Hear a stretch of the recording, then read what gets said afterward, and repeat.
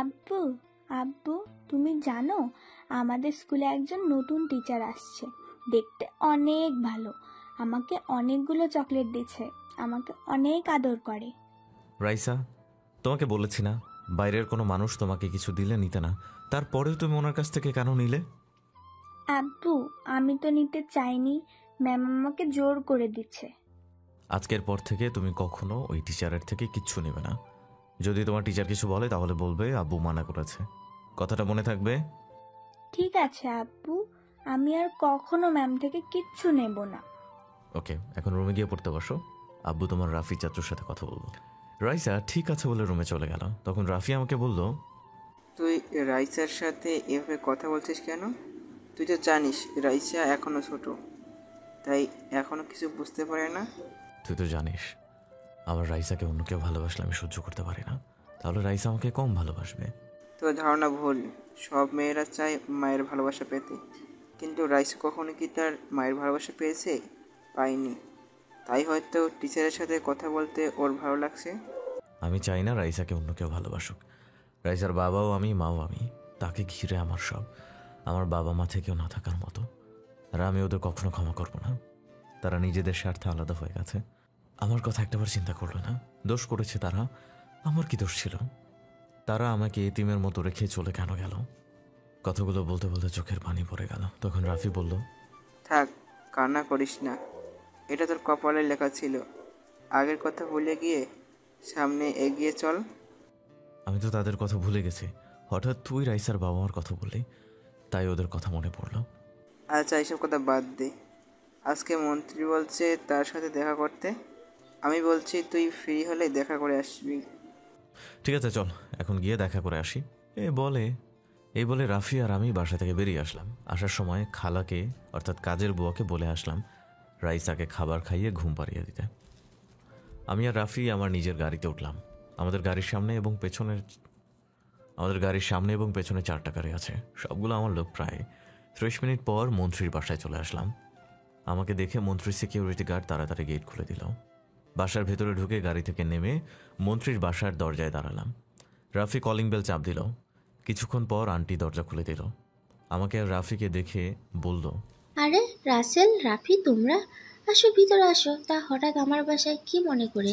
আসলে আঙ্কেল আমাকে দেখা করতে বলেছে, তাই আসলাম আর কি। আঙ্কেল কোথায়?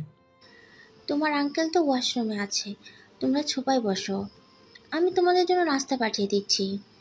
থাক আন্টি, লাগবে না। আঙ্কেল কী জন্য ডেকেছে কথাগুলো শুনে চলে যাব, আপনাকে কষ্ট করতে হবে না। তুমি একটু বেশি কথা বলো, আমি তোমার কোনো কথা শুনতে চাই না। আজকে রাতের খাবার খেয়ে তারপর বাসায় যাবে। এই বলে আন্টি চলে গেল। আসলে আন্টি অনেক ভালো একজন মানুষ, কিন্তু মন্ত্রী এতটা ভালো না। এই কারণে আন্টির সাথে ভালোভাবে কথা বলি, আর আন্টি আমার জীবনের কাহিনী সব জানেন। কিছুক্ষণ পর দেখি মন্ত্রী সাহেব ওপর থেকে নিচে নেমে আসলো। আমাকে দেখে বলল, আরে রাসেল, তুমি কখন আসলে? আসার সময় কোনো অসুবিধা হয়নি তো? আমার কোনো অসুবিধা হয়নি। কেন ডেকেছেন আগে সেটা বলুন। আমার হাতে সময় একদম নেই, একটা কাজে যেতে হবে। তুমি তো জানো সামনে নির্বাচন আসছে, গেছেবার তো তোমার কারণে মন্ত্রী হয়েছি। আমি চাই এইবারও যেন কেউ মন্ত্রী হতে না পারে, এইবার আমি থাকতে চাই। কথা ঘুরিয়ে পেছিয়ে না বলে সোজাসুজি বলেন আমাকে কি করতে হবে। আমি চাই আমার বিপক্ষের প্রার্থী যেন এবার নির্বাচন করতে না পারে, তাকে তুমি বসিয়ে দেবে। তোমার যত টাকা লাগে আমি দেব। সেটা ঠিক আছে, কিন্তু টাকার অ্যামাউন্ট এবার বেশি লাগবে। 1 কোটি টাকা লাগবে। যদি দিতে পারেন তাহলে কাজ হয়ে যাবে। ঠিক আছে, আমি রাজি আছি। তুমি এখন অ্যাডভান্স 50 লাখ নিয়ে যাও, কাজ শেষ হলে বাকি টাকা পেয়ে যাবে। আপনি ভালো করেই জানেন আমি কাজের আগে সব টাকা না নিয়ে কাজ করি না। সো আগে সব টাকা পরিশোধ করতে হবে, তারপর আপনার কাজ হয়ে যাবে। ঠিক আছে, সালাম, রাসেলকে 1 কোটি টাকা দিয়ে দাও। ম্যানেজার ঠিক আছে বলে ভেতরে গিয়ে 1 কোটি টাকার একটা সুটকেস নিয়ে আসলো। মন্ত্রী আমার হাতে টাকা দিয়ে বলল, এই নাও, এখানে পুরো 1 কোটি টাকা আছে, আমার কাজটা যেন হয়ে যায়। আজ পর্যন্ত এই রাসেল কোনো কাজে ব্যর্থ হয়নি। আপনার কাজ মনে করেন হয়ে গেছে, আমরা এখন আসি। হঠাৎ আন্টি আমাদের সামনে এসে বলল, খাওয়া দাওয়া না করে কোথাও যাওয়া হচ্ছে না, খাবার খেয়ে তারপর বাসায় যাবে। আমি সব কিছু রেডি করেছি, তোমরা ফ্রেশ হয়ে টেবিলে গিয়ে বসো। কি আর করার, আন্টির কথা আর ফেলতে পারলাম না। আমি আর রাফি ওয়াশরুমে ঢুকে ফ্রেশ হয়ে তাদের সাথে খাবার খেয়ে বিদায় নিয়ে চলে আসলাম।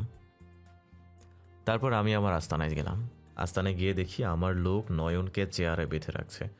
নয়ন আমাকে দেখে বলল, তুই আমাকে ধরে এনেছিস কেন? যদি আমার ভাই জানতে পারে তুই আমাকে ধরে আনছিস, তাহলে তোকে দুনিয়া থেকে আর বাঁচিয়ে রাখবে না। তুই ভালো করেই জানিস আমার কাজে কেউ বাধা দিলে আমি তাকে দুনিয়ায় বাঁচিয়ে রাখি না। তাহলে কেন আমার কাজে বাধা দিলি? তোর লোক আমার ভাইয়ের এরিয়া থেকে চাঁদা তুলতে গেছে, তাই ওদের বাধা দিছি। আমরা কি কখনো তোর এরিয়া থেকে কখনো চাঁদা তুলে এনেছি?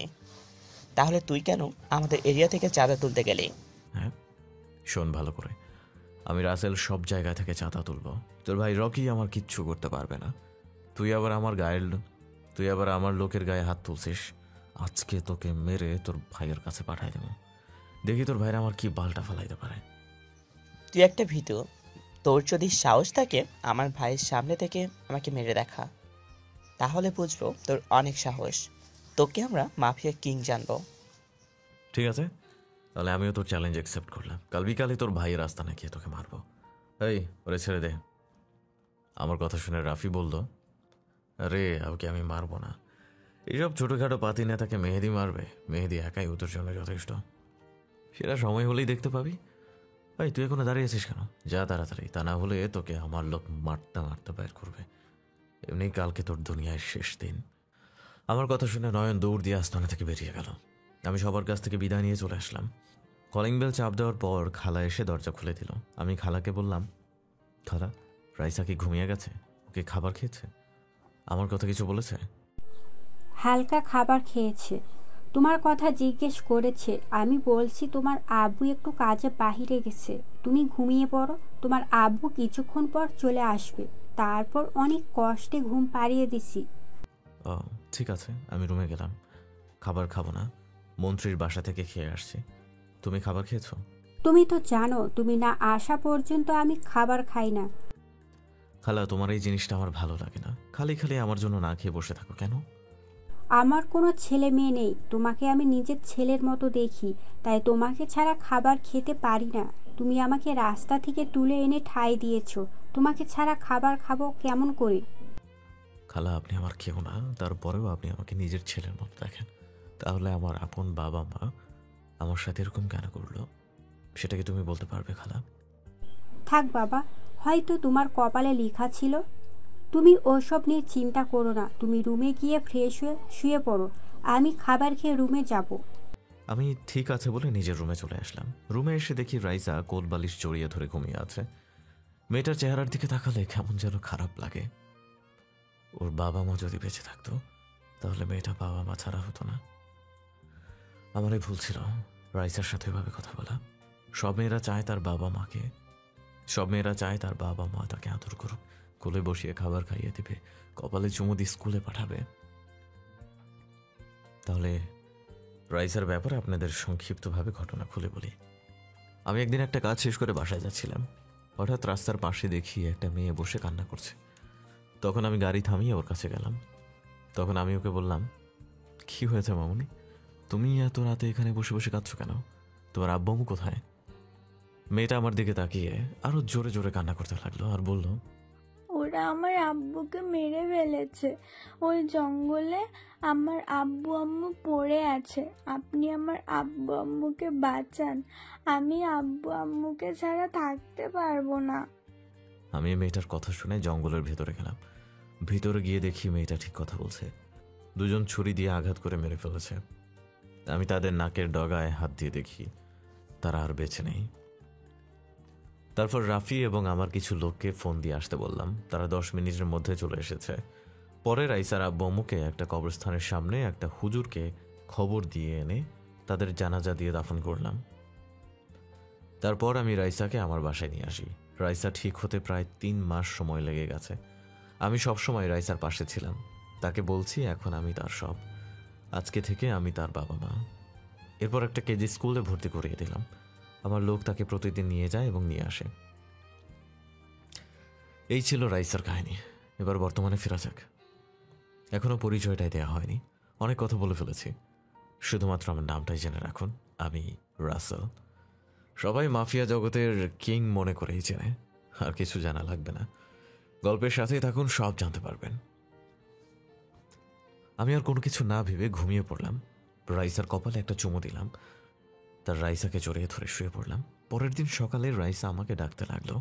আমি ঘুম ঘুম চোখে বললাম, কি হয়েছে মামুনি, এত সকাল সকাল ডাকছো কেন? আব্বু তো আর একটু ঘুমাবো। আব্বু, আজকে তুমি আমাকে স্কুলে দিয়ে আসো। অনেক দিন হয়েছে তুমি আমাকে স্কুলে দিয়ে আসো না। মামুনি, আজকে আমার শরীরটা ভালো লাগছে না, আরেকদিন তোমাকে নিয়ে যাব। আজকে তুমি ওদের সাথে যাও। না, আজকে তুমি আমাকে স্কুলে নিয়ে যাবে।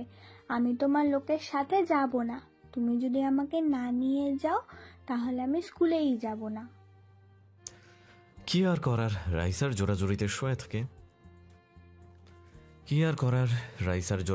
শোয়া থেকে উঠে রাইসাকে বললাম, ঠিক আছে মামুনি, তুমি রেডি হয়ে গিয়ে নিচে নাস্তা টেবিল আব্বুর জন্য অপেক্ষা করো, আব্বু ফ্রেশ হয়ে আসছি। ঠিক আছে আব্বু, তুমি আমার লক্ষ্মী আব্বু, তুমি আমার বেস্ট আব্বু। উম্মুয়া। রাইসা আমার কপালে একটা চুমু দিয়ে রেডি হতে লাগলো। আমি দাঁড়িয়ে না থেকে ওয়াশরুমে ঢুকে ফ্রেশ হয়ে আসলাম। রাইসা রেডি হয়ে নিচে চলে গেল। আমি একটা জামা গায়ে দিয়ে নিচে চলে আসলাম। চোখে এখনো অনেক ঘুম, রাতে দেরি করে ঘুমিয়েছি। আমি নিচে এসে রাইসার পাশে একটা চেয়ার টেনে বসলাম। রাইসাকে নিজের হাতে নাস্তা খাইয়ে দিতে লাগলাম, সাথে আমিও খাচ্ছি। বাপ মেয়ে নাস্তা করে বাসা থেকে বেরিয়েছি। গাড়ি নিয়ে রাইসার স্কুলে যেতে লাগলাম। রাইসা প্রথম শ্রেণীতে পড়ে। আমার সামনে পেছে আমার লোক গাড়ি নিয়ে আসছে।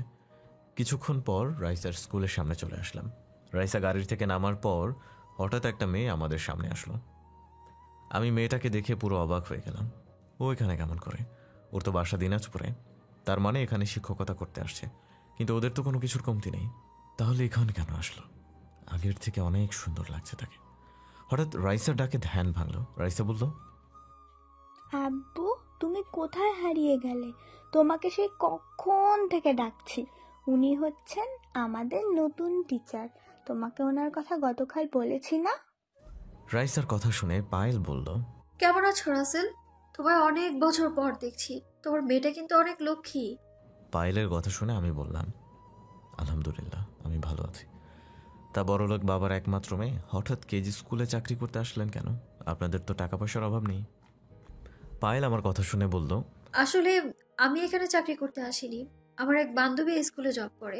তার মা অনেক অসুস্থ, তাই ওর হয়ে আমি এখানে আসি। সীমার আম্মু ভালো হয়ে গেলেই আমি আবার বাসায় ফিরে যাব। তা তুমি এখন কি করো? তোমার স্ত্রী কেমন আছে? আমার কাজ হচ্ছে খারাপ মানুষের ক্ষতি করা। তুমি হয়তো বাংলাদেশের একজন মাফিয়ার নাম শুনেছ। সে মাফিয়া হচ্ছে আমি, রাসেল। আর আমার সাথে যাদের দেখছো ওরা সবাই আমার লোক। তুমি তো এরকম কখনো ছিলে না, হঠাৎ তুমি এই পথে কেন গেলে? তুমি তো অনেক ভালো একজন ছেলে ছিলে, সবাই তোমার অনেক সুনাম করতো। সে অনেক কাহিনী, তাই আমি কাউকে বলতে চাই না। আর তুমি বলছো না আমার স্ত্রী কেমন আছে? আমি এখন বিয়ে করিনি, আর করার কোনো ইচ্ছাও নেই। তা এখন কি তোমার সেই অহংকার আছে? সবার সাথে কি বাবার ক্ষমতা দেখাও? আমি এখন আর বাবার ক্ষমতা দেখাই না। আমি আগে থেকে ভালো হয়ে গিয়েছি। আমার নিজের ভুলগুলো বুঝতে পেরেছি আমি। আচ্ছা, রাইসা তাহলে কোথা থেকে আসলো? আর ও তোমার বাবা বলে কেন ডাকে? আসলে রাইসার আব্বা আম্মুকে কারা যেন মেরে ফেলেছে। তারপর আমি তাকে সবকিছু খুলে বলি। এরপর রাইসাকে আমার বাসায় নিয়ে আসি। রাইসা আমাকে বাবা বলে ডাকে। আমি রাইসাকে নিয়ে সারা জীবন কাটিয়ে দিতে চাই। তুমি যে কাজ করছো সেই কাজে বেঁচে থাকার গ্যারান্টি নেই। তোমাকে যদি সন্ত্রাসীরা মেরে ফেলে তাহলে তো রাইসা পুরো একা হয়ে যাবে। তুমি এই কাজটা ছেড়ে দাও প্লিজ। তোমাকে আমি বলি নাই আমাকে জ্ঞান দিতে। আমাকে কেউ কিচ্ছু করতে পারবে না, একমাত্র আল্লাহ ছাড়া। তুমি রাইসাকে নিয়ে ভেতরে যাও, আমার একটা কাজ আছে, সেখানে যেতে হবে। আমি কাজটা শেষ করে রাইসাকে নিয়ে যাব। এ কথা বলে আমার লোকগুলোকে নিয়ে নিজের কাজে যেতে লাগলাম। মোবাইল বের করে মেহেদিকে ফোন দিলাম। মেহেদি ফোন রিসিভ করার পর বলল, কি রে, কি অবস্থা তোর? হঠাৎ ফোন দিলে যে, কোনো কাজ আছে নাকি? আমি ভালো আছি। তোকে যে কারণে ফোন দিছি, সবাইকে ট্রেনিং দেওয়া কি হয়ে গেছে? সবাইকে ট্রেনিং দেওয়া হয়ে গেছে। এখন আমরা নিচ থেকে উঠতে পারি। যে ট্রেনিং দিছে সবাইকে ওদের একজনের সাথে 5-6টা কিছু। শুনে খুশি হলাম। এখন তাদের নিয়ে উপরে উঠায়। রনির আস্তানে গিয়ে নয়নকে তার সামনে মেরে আসবি। যদি মারতে পারিস তাহলে আমাকে মাফিয়া বলে জানবি। আরে ওদের মতো টোকাই মাস্তানকে মারতে আমার লোকগুলোই যথেষ্ট। তুই কোনো চিন্তা করিস না, তোর কাজ হয়ে যাবে। তা কোন সময় যেতে হবে, আর এখন তুই কোথায়? যদি মারতে পারিস আমাকে মাফিয়া কিং বলে জানবে। তুই ওদেরকে নিয়ে বিকাল 5টায় রনির আস্তানায় যাবি, আর আমি এখন রাফি এবং কিছু লোক নিয়ে মন্ত্রীর বিপক্ষ প্রার্থীর বাসায় যাচ্ছি।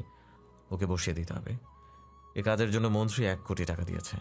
ঠিক আছে, তুই তাহলে ওই কাজ শেষ করে আয়, আমি সবাইকে রেডি করছি। নয়নকে মেরে তোর কাছে ফোন দিয়ে জানিয়ে দেব। আমি ঠিক আছে বলে ফোনটা রেখে দিলাম। প্রায় 30 মিনিট পর মন্ত্রীর বিপক্ষ প্রার্থীর বাসায় চলে আসলাম। সিকিউরিটি গার্ড আমাদের আটকালে রাফি ঠাস করে 2টা থাপ্পড় মেরে দেয়। সিকিউরিটি গার্ড আর কোনো কথা বলে নাই, গালে হাত দিয়ে চুপ হয়ে গেছে।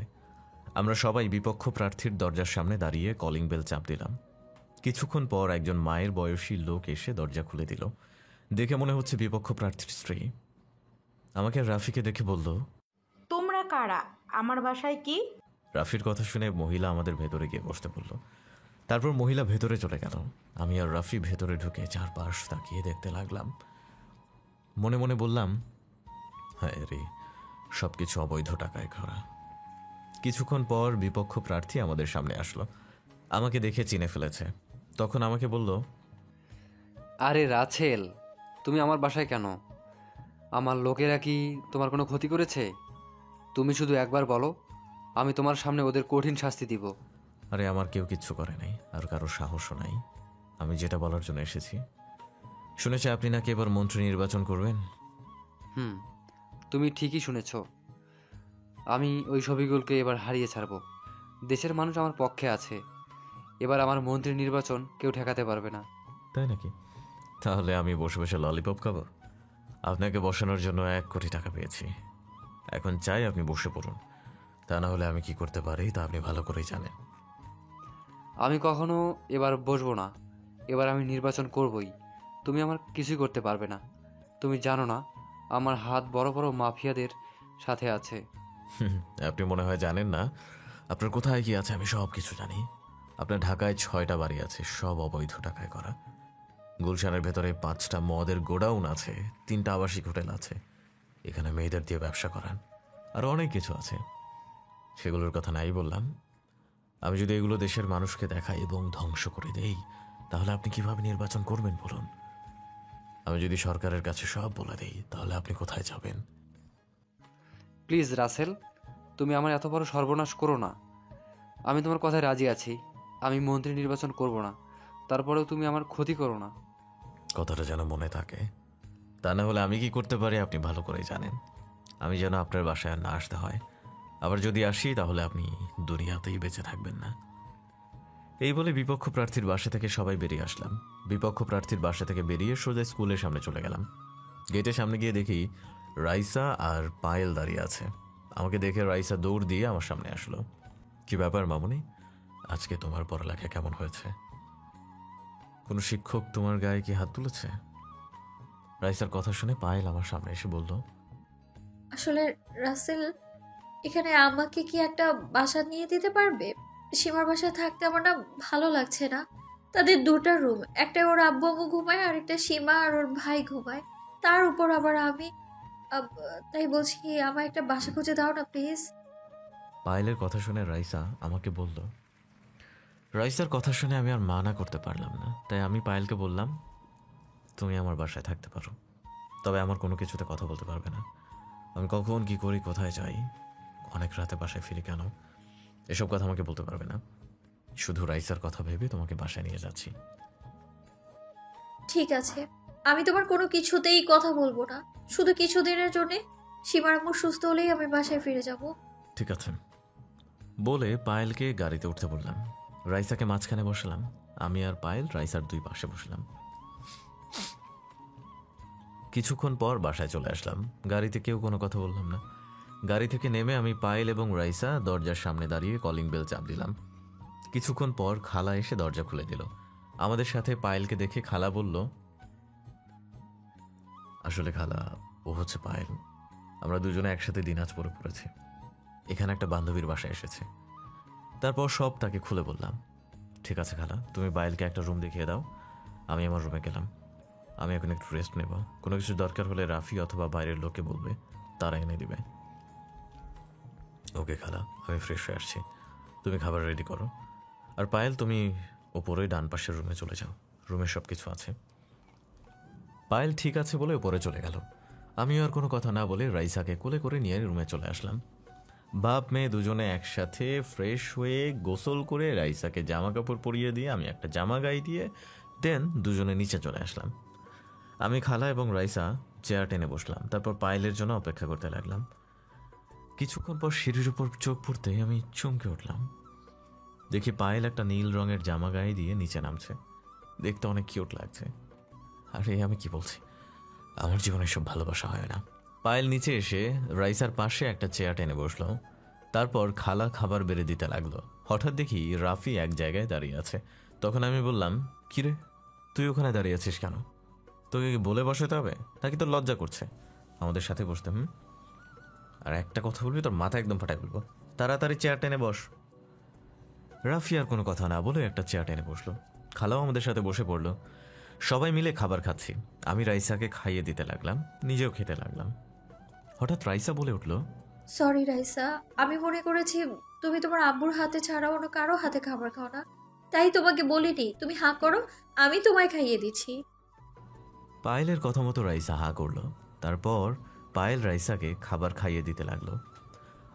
আমি মনে মনে বলছি, রাইসা এই 2 দিনেই পায়েলকে কত আপন করে নিয়েছে। আমার কাছে অনেক ভালো লাগছে। সারাদিন কাজের মধ্যে থাকি, রাইসাকে ঠিকভাবে সময় দিতে পারি না। রাইসা কি সুন্দর পায়েলের সাথে থাকছে, ওর হাতে খাবার খাচ্ছে। আমার খাওয়া শেষ হলে আমি রুমে চলে আসি। তারপর বিছানায় শুয়ে একটা ঘুম দিলাম। হঠাৎ মোবাইলের শব্দে ঘুম ভেঙে গেল। ঘড়ির দিকে তাকিয়ে দেখি, আরে সন্ধ্যা হয়ে গেছে। তারপর মোবাইল হাতে নিয়ে দেখি মেহেদি ফোন দিয়েছে। আমি ফোন রিসিভ করার পর মেহেদি বলল, শুনে খুব খুশি হলাম। রনি হয়তো আমাকে ছোটখাটো মাস্তান মনে করছে। আমার পাওয়ার সম্বন্ধে তার কোনো আইডিয়াই নাই। ও সিংহের গুহায় পা দিয়েছে। না, তোরা উপরে থাকার দরকার নাই, নিচে চলে যা, দরকার হলে আমি তোকে জানাবো। মেহেদি ঠিক আছে বলে ফোন কেটে দিল। আমি বিছানা থেকে উঠে ওয়াশরুমে ফ্রেশ হতে চলে গেলাম।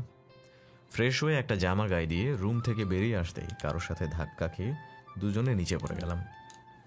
যার সাথে ধাক্কা খেলাম সে আর কেউ নয়, পায়েল। পায়েলের ঠোঁটের সামনে আমার ঠোঁট। পায়েল ঘন ঘন নিঃশ্বাস নিচ্ছে। দুজনের দিকে তাকিয়ে আছে। ইচ্ছে করছে সংস্পর্শে আসতে, কিন্তু আমি নিজেকে কন্ট্রোল করে তাড়াতাড়ি উঠে গেলাম। আমি এক হাত বাড়িয়ে পায়েলকে উঠালাম। তখন পায়েল বলল, সরি, আমি তোমায় দেখতে পাইনি, তুমি এখনো ঘুমিয়ে আছো। তাই তোমায় ডাকতে ঢুকেছিলাম রুমে, হঠাৎ তুমিও রুম থেকে বেরিয়ে আসলে। সমস্যা নেই, আমি কিছু মনে করি নাই। রাইসা কোথায়? রাইসা আমার রুমে পড়তে বসেছে, তাকে পড়া দেখিয়ে তোমায় ডাকতে আসলাম আমি। ঠিক আছে, আমি বাইরে গেলাম, ফিরতে রাত হতে পারে। তুমি রাইসাকে খাবার খাইয়ে ঘুম পাড়িয়ে দিও।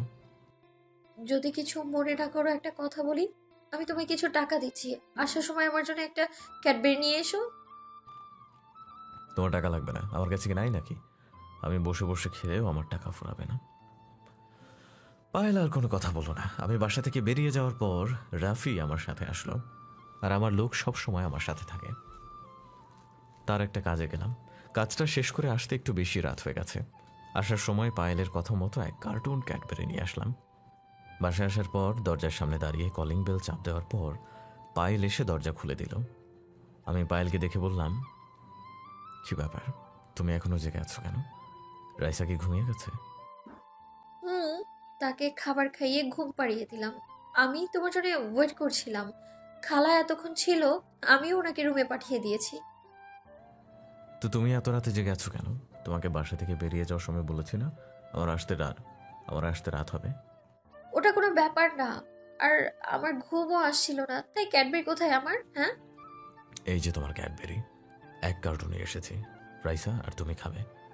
এই বলে কার্টুনটা পায়েলের হাতে দিয়ে নিজের রুমে চলে আসলাম। ওয়াশরুমে ঢুকে ফ্রেশ হয়ে বিছানায় শুয়ে মোবাইল টিপতে টিপতে ঘুমিয়ে পড়লাম। এবার চলুন পায়েলের ব্যাপারটা খুলে বলি সংক্ষিপ্তভাবে। দিনাজপুর হচ্ছে আমার নানা বাড়ি। নানার বাড়িটা দিনাজপুরের টাউনেই ছিল। আমি ওখান থেকে পড়াশোনা করেছি এসএসসি পর্যন্ত। পায়েলও আমার সাথেই পড়তো। পায়েল ছিল বড়লোক বাবার একমাত্র মেয়ে। তার অনেক অহংকার ছিল, কিন্তু আমার কোনো অহংকার ছিল না। পায়েল আমার গায়ে 2-3 বার হাতও তুলেছে, তবে আমি সাথে সাথে তাকে পাল্টা আঘাত করেছি। পায়েল স্কুলের সকল ছাত্রছাত্রীদের সাথেই খারাপ ব্যবহার করত, বাবার ক্ষমতা দেখিয়ে চলত। এভাবে হাই স্কুল জীবন শেষ করি। তারপর আব্বু আম্মু আমাকে ঢাকায় নিয়ে আসে। ঢাকায় আসার পর এখানে একটা কলেজে ভর্তি হই। খুব সুন্দরভাবে চলছিল আমাদের সংসার। দেখতে দেখতে আমি ইন্টার পাস করি। এরপর হঠাৎ একটা ঝড় এসে সব কিছু এলোমেলো করে দেয়। একদিন আব্বু আম্মুর সাথে কিছু কথা নিয়ে কাটাকাটি হয়। আব্বু আম্মুর গায়ে হাত তোলে। আম্মু রাতে 2 দিন পর কাউকে কিছু না বলে কানাডা চলে যায়। এর কিছুদিন পর আব্বু আরেকটা বিয়ে করে, নতুন বউকে নিয়ে আমেরিকা চলে যায়। তারা আমার কথা একটাবারও চিন্তা করলো না, তারা নিজের স্বার্থটাই বুঝল। এরপর থেকে আব্বু আম্মুর উপর রাগ এবং ঘৃণা জন্ম নেয়। এরপর আমি খারাপ ছেলেদের সাথে মেলামেশা শুরু করে দিই। আস্তে আস্তে আমি হয়ে যাই একজন মাফিয়া সদস্য, তারপর ধীরে ধীরে এই জগতের একজন কন্ট্রোলার। তবে আমি ভালো মানুষের কোনো ক্ষতি করি না, খারাপ মানুষের ক্ষতি করি। বাংলাদেশের বড় বড় নেতার সাথে আমার পরিচয় হয়, কার কোথায় কি আছে, কে কি করে সব কিছু আমার জানা আছে। যদি আব্বু আম্মুর সাথে থাকতো আমার, তাহলে কখনো আমি এই পথ বেছে নিতাম না। তাদের কারণে আমি আজ খারাপ হয়েছি। এখন হয়তো আপনারা বলবেন আমি টাকার বিনিময়ে কাজ করি কেন, এই টাকা দিয়ে আমি কি করি? এই টাকা দিয়ে আমি ভালো কাজ করি, তবে কি কাজ করি সেটা একটু সামনে গেলেই জানা যাবে। দেখতে দেখতে 15-20 দিন চলে গেল। আমি কেমন যেন পায়েলের প্রতি দুর্বল হয়ে পড়ছি। রাইসা এখন পায়েলকে ছাড়া কিছুই বুঝে না। পায়েল রাইসাকে নিজের মেয়ের মতো আদর যত্ন করে। এখন আমি বেশি রাত করে বাসায় ফিরি না, কারণ পায়েল সবসময় আমার জন্য রাত জেগে অপেক্ষা করে। তাকে বললেও শুনে না, তাই রাতে তাড়াতাড়ি বাসায় ফিরে আসি। সকালে সবাই একসাথে বসে নাস্তা করছি। পায়েল নিজ হাতে রাইসাকে নাস্তা খাইয়ে দিচ্ছে। রাইসা আমাকে বলল, আপু আজকে তো শুক্রবার, চলো না আজকে আমাকে আর ম্যামকে বাইরে ঘোরাতে নিয়ে যাবে। ঠিক আছে মামনি, তুমি আর তোমার ম্যাম নাস্তা করে রেডি থেকো, তোমাদের আজকে কয়টা জায়গায় নিয়ে যাব। তুই যদি আজকে ঘুরতে যাস তাহলে ওই কাজটা করবি না, আমরা কিন্তু 20 লাখ টাকা নিয়ে নিছি। সেটা কালকে করব। আজকে আমার রাইসা মামুনকে নিয়ে ঘুরতে যাব। সারাদিন বাসায় থাকে, কোথাও নিয়ে যেতে পারি না কাজের জন্য। তো আজকে সবাইকে বলে দেই আজকে সবার ছুটি। রাফি ঠিক আছে বলে নাস্তা খেতে লাগলো। আমি নাস্তা করে রুমে চলে আসলাম। তারপর একটা কোট গায়ে দিলাম। কোট গায়ে দিয়ে রুম থেকে বেরিয়ে নিচে এসে রাইসা আর পায়েলের জন্য অপেক্ষা করতে লাগলাম। হঠাৎ রাফি আমার সামনে এসে বলল, রাসেল কিছুক্ষণ আগে আমাদের লোক ফোন দিয়ে বলেছে রনি নাকি তোকে মারার জন্য রকির সাথে হাত মিলিয়েছে। তুই ওদের নিয়ে একা একা বের হওয়া ঠিক হবে না, যদি পথে তোর উপর আক্রমণ করে। ঠিক বলেছিস, তুই আমাদের সব লোককে বলে দেয় আজকে যেন ছুটি না কাটায়। সেটা তুই বলার আগেই সবাইকে আমি বলে দিচ্ছি, সবাই বাইরে গাড়ি নিয়ে তোদের জন্য অপেক্ষা করছে। খুব ভালো করছিস, তাহলে তুইও রেডি হয়ে নে, আমার সাথে আমার জিনিসগুলো নিয়ে নিবি।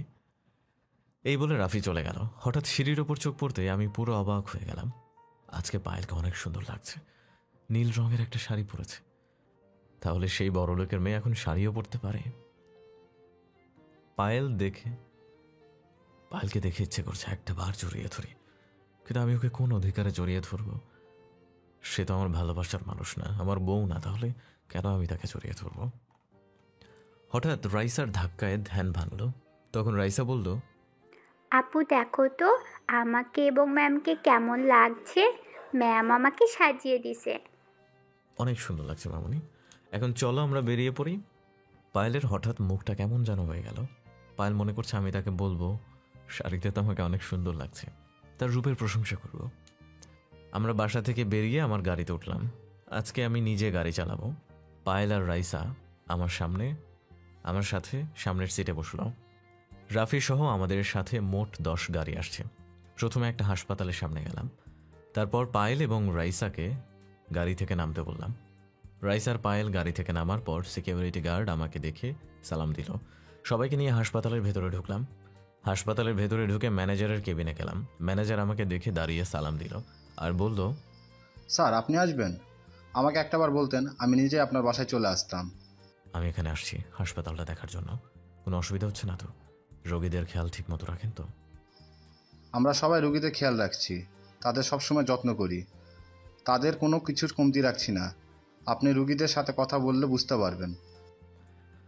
আমি আপনার কথা বিশ্বাস করি বলে আপনাকে ম্যানেজারের দায়িত্ব দিয়েছি, আমার আর দেখা লাগবে না। রাফি, ম্যানেজারকে 50 লাখ দিয়ে দাও। এ বলে রাইসা আর পায়েলকে নিয়ে হাসপাতাল থেকে বেরিয়ে আসলাম। তারপর গাড়িতে উঠে একটা এতিমখানার সামনে গেলাম। আসার সময় ওদের জন্য কিছু জামা কাপড় এবং খাবার নিয়ে আসলাম। সবাইকে জামা কাপড় দিলাম আর সবার সাথে বসে খাবার খেলাম। তারপর সবার থেকে বিদায় নিয়ে একটা বৃদ্ধাশ্রমে চলে আসলাম। পায়েল কোনো কথা বলছে না, শুধু দেখে যাচ্ছে আর অবাক হয়ে আমার দিকে তাকিয়ে থাকে। বৃদ্ধাশ্রমের সামনে গাড়ি থামিয়ে সবাই ভেতরে ঢুকলাম। আমাকে দেখে সবাই এসে জড়িয়ে ধরল। আসার সময় মহিলাদের জন্য একটা করে শাড়ি এবং পুরুষদের জন্য লুঙ্গি পাঞ্জাবি নিয়ে আসলাম। তাদের সবাইকে সবটা বুঝিয়ে দিলাম। এই বৃদ্ধাশ্রম যারা দেখাশোনা করে তাদেরকে বললাম, এখানে কি সব ঠিক মতো চলছে? খাওয়া দাওয়ার কোনো সমস্যা হচ্ছে না তো? যদি শুনি আমার আব্বু আম্মুরা কষ্ট পাচ্ছে, তাহলে কাউকে আমি ছাড়বো না। যখন যার যেটা লাগবে দ্রুত এনে দেবে। আরও কিছুক্ষণ কথা বললাম এবং বৃদ্ধাশ্রমের সবাইকে বলছি, কোনো অসুবিধা হচ্ছে না তো? সবাই বলল কোনো অসুবিধা হচ্ছে না।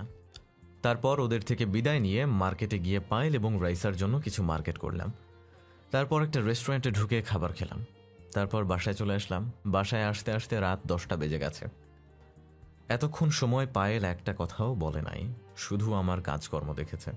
বাসায় আসার পর রাইসাকে বললাম, মামুনি আজকে ঘোরাঘুরি করে তোমার কেমন লাগছে? ঠিক আছে মামুনি, তুমি একটু রুমে যাও, আমি তোমার ম্যামের সাথে একটু কথা বলবো। রাইসা ঠিক আছে বলে রুমে চলে গেল। এবার আমি পায়েলকে বললাম, আচ্ছা পায়েল, তোমাকে সেই সকালবেলা আমাদের সাথে বের হওয়ার পরে তুমি একটা কথাও বলো নাই কেন? কি হয়েছে তোমার? আমার কিছুই হয়নি রাসেল, আমি তোমার কাজকর্ম দেখে আজকে মুগ্ধ হয়ে গেলাম। তোমার এইসব কাজ আমার অনেক ভালো লেগেছে। আমি আমি কথা বলার ভাষা হারিয়ে ফেলেছি, কি বলবো আমি তোমায়। তুমি মনে করছো কি আমি এতটাই খারাপ? আসলে তুমি যতটা খারাপ ভাবছো, এই রাসেল এতটা খারাপ না। আমি এসব কাজ করে যে টাকা নেই সব টাকাই গরিব দুঃখী মানুষের পেছনে খরচ করি। এখন হয়তো তুমি বলবে এসব হারাম টাকা, আমি বলবো একটা টাকাও হারাম না, কারণ এসব টাকা গরিবদের হকের টাকা। বড় বড় নেতা গরিবদের পেটে লাথি দিয়ে সব টাকা নিয়েছে। এসব টাকা নিয়েছে, আর সেই টাকা আমি কাজের বিনিময়ে নিয়ে আসি। আর সেই টাকা নিয়ে তাদের জন্য হাসপাতাল, এতিমখানা, স্কুল, বৃদ্ধাশ্রম এগুলো করে দিচ্ছি। হঠাৎ দেখি পায়েলের চোখে পানি। তখন আমি বললাম, এই পায়েল, তুমি কান্না করছো কেন? আমি কি খারাপ কিছু বলেছি? আমার কথা কি কষ্ট পেয়েছো? একথা বলার সাথে সাথে পায়েল আমাকে জড়িয়ে ধরল। কিছুক্ষণ জড়িয়ে ধরে তার রুমে চলে গেল। আমি তো কিছু বুঝতে পারলাম না। এত কিছু বুঝে লাভ নাই, আমি আমার রুমে চলে আসলাম। রুমে এসে ফ্রেশ হয়ে বিছানায় শুয়ে পড়লাম। পরের সকালে রাফি এবং কিছু লোক নিয়ে রকির আস্তানায় গেলাম। রকি হয়তো আমাকে এভাবে তার এখানে দেখবে আশা করেনি। রকির সাথে রনিও আছে। তখন রকি বলল, আরে ভাই, আপনি আমার এখানে? আপনি একটা ফোন দিলে তো আমি আপনার কাছে চলে আসতাম। আপনি শুধু শুধু কষ্ট করে আসতে গেলেন কেন? ওই তোরা ভাইকে চেয়ার দে। আমি এখানে বসতে আসি নাই, শুধু তোকে আর রনিকে একটা ওয়ার্নিং দিতে আসছি। শুনেছি রনি নাকি আমাকে মারার জন্য তোর কাছে এসেছে। তুই যদি আমার বা আমার লোকদের উপর একটা আঘাত করিস, তাহলে তোদের দুইটাকে দুনিয়ায় বাঁচাই রাখবো না, কথাটা মনে রাখিস। ভাই, আপনি মানুষের কথা বিশ্বাস করবেন না। কোথায় আপনি আর কোথায় আমি? আমি তো আপনার একটা পশম ছিঁড়তে পারবো না। তাহলে রনি তোর কাছে কেন এসেছে? তোর সাথে ভেজাল ছিল। ভাই, রনি আমার কাছে ক্ষমা চাইতে এসেছে। সে তার ভুল বুঝতে পেরেছে, তাই আমিও তাকে ক্ষমা করে দিয়েছি। দুজনে এখন আগের মতো হয়ে গেছি। আগের মতো হয়েছিস ভালো কথা। যদি কখনো আমায় ক্ষতি করার চেষ্টা করিস, তাহলে রনির ছোট ভাইকে যেভাবে মেরেছি তোদেরকেও সেইভাবে মারবো, কথাটা মনে রাখিস। কথা বলে রনির আস্তানা থেকে বেরিয়ে গাড়ি নিয়ে বাসায় চলে আসলাম। কলিং বেল চাপ দেওয়ার পর পায়েল এসে দরজা খুলে দিল। আমাকে দেখে বলল, তুমি এত সকাল সকাল কোথায় গিয়েছো? আর নাস্তাটাও তো করে যাওনি। তুমি তো এত সকালে ঘুম থেকে উঠো না। আসলে সকাল একটা কাজ ছিল, সেটা শেষ করে আসছি। খালাকে বলো টেবিলে নাস্তা দিতে, আমি ফ্রেশ হয়ে আসছি। খালা রান্নাঘরে, তুমি গিয়ে ফ্রেশ হয়ে আসো, আমি টেবিলে নাস্তা দিচ্ছি। আমি ঠিক আছে বলে রুমে চলে আসলাম। তারপর ফ্রেশ হয়ে নিচে চলে আসলাম। পায়েল আমার সামনে নাস্তা দিল। হঠাৎ পায়েল যেটা বললো সেটা শুনে আমার মনটা পুরো খারাপ হয়ে গেল। পায়েল এটা কি বলছে? রাসেল, আমি কালকে সকালেই বাড়িতে চলে যাব। সীমার আম্মু এখন সুস্থ আছে, আব্বু কালকে গাড়ি পাঠিয়ে দেবে। আরও কিছুদিন থেকে যাও। আর সীমা স্কুল আসলে সমস্যা কোথায়? তুমি আমার বাসায় আরও কিছুদিন থাকো। আমার মনে হয় রাইসা তোমাকে ছাড়া থাকতে পারবে না। আমার থেকে এখন তোমাকে ভালোবাসে। হঠাৎ রাইসা আমাদের সামনে এসে বলল, ম্যাম আপনি যাবেন না, আপনাকে ছাড়া আমি থাকতে পারবো না। আপনি চলে গেলে আমার সাথে কে খেলবে, কে আমাকে খাইয়ে দেবে, কে আমাকে আদর করবে, আর কে আমাকে সুন্দর করে পড়াবে? প্লিজ আপনি যাবেন না। রাইসা, এটা হয় না। আমি তো আর সারা জীবনের জন্য তোমাদের বাসায় আসিনি, তাই না? আর বাইরের মানুষও খারাপ বলবে। তাহলে আপনি আমার আম্মু হয়ে যান, তাহলে আর কেউ কিছু বলবে না। আপনাকে ছাড়া আমি 1 মিনিট থাকতে পারবো না। রাইসার কথা শুনে আমি আর পায়েল দুজনার দিকে তাকালাম। তখন আমি বললাম, রাইসা, তোমার আব্বু যদি রাজি থাকে তাহলে আমি বিয়ে করতে রাজি আছি। পায়েলি তুমি কি বলছো? তোমার আব্বু আম্মু কখনো আমার কাছে তোমাকে বিয়ে দিবে না। তারা যদি আমার নাম শুনে কখনো তোমাকে আমার হাতে তুলে দিবে না। কেন তুলে দিবে না? তুমি তো আর খারাপ কাজ করো না। তুমি গরিব দুঃখী মানুষের জন্য কাজ করে যাচ্ছ। আর একটা সত্যি কথা বলো তো, তুমি কি আমায় ভালোবাসো না? আমি পায়েলের কথা শুনে কি বলবো কিছুই ভেবে পাচ্ছি না। কি করে বলবো পায়েল, আমিও যে তোমাকে ভালোবেসে ফেলেছি, কিন্তু আমি যে কাজ করি এটা শুনে তোমার আব্বু আম্মু কখনো আমার কাছে বিয়ে দিবে না। তখন আমি বললাম, আমি তোমাকে ভালোবাসি, কিন্তু তোমার আব্বু আম্মু কি মেনে নেবে আমায়? সেটা তুমি আমার উপরেই ছেড়ে দাও। তাদের রাজি করানো দায়িত্ব আমার। যদি তারা রাজি না হয় তখন তুমি কি করবে? সব বাবা মা চায় মেয়েকে ভালো ছেলের সাথে বিয়ে দিতে, কিন্তু আমার মতো মাফিয়া এবং খুনি টেরোরিস্টের কাছে তোমার আব্বু আম্মু কি বিয়ে দিবে? আমার আব্বু আম্মু আজ পর্যন্ত আমি যা চেয়েছি তাই এনে দিয়েছে। সত্যি কথা বলতে আমিও তোমায় অনেক ভালোবেসে ফেলেছি। তাহলে আমি এখন তোমাকে ম্যাম বলে ডাকবো না, আম্মু বলে ডাকবো। আজকে আমার আব্বু আম্মু সবাই আছে, কেউ বলতে পারবে না তোর আব্বু আম্মু মারা গেছে। কে বলেছে তোমার আব্বু আম্মু মারা গেছে? আজকে থেকে আমিও তোমার আম্মু। রাইসা আর কোনো কথা না বলে পায়েলকে জড়িয়ে ধরে কান্নাই করে দিল। হঠাৎ রাফি এসে বলল, রাসেল, তোর সাথে পার্সোনাল কিছু কথা আছে, তুই যদি একটু শুনতি। পায়েল তুমি রাইসাকে নিয়ে একটু রুমে যাও, আমি রাফির সাথে কথা বলে আসছি। পায়েল ঠিক আছে বলে রাইসাকে নিয়ে রুমে নিয়ে চলে গেল। তারপর আমি রাফিকে বললাম, এবার বল কেমন পার্সোনাল কথা? আজকে সকালে ওই লোকটা ফোন করে বলেছি ওই খুনিদের নাকি উনি দেখেছে এবং খুনিদের পিছনে পিছনে গিয়ে তাদের আস্তানা চিনে আসছে। তাহলে আজকে ওই খুনিদের শেষ দিন। একটা মেয়েকে তারা ইতিম করেছে, ওদের বাঁচিয়ে রেখে লাভ নাই। তুই বাইরে গিয়ে সব কিছু রেডি কর, আমি পায়েল এবং রাইসাকে বলে আসছি। রাফি ঠিক আছে বলে বাইরে চলে গেল।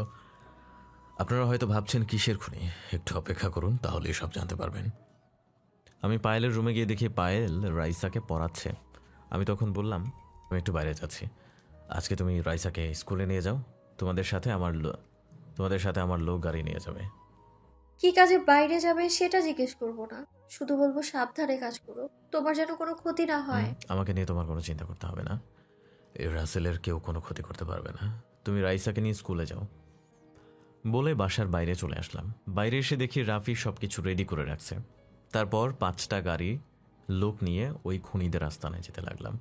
আসার সময় বাকি লোকদের বলে আসছি পায়েল আর রাইসাকে স্কুলে নিয়ে যেতে, স্কুল ছুটি হলে তাদের বাসায় নিয়ে যেতে।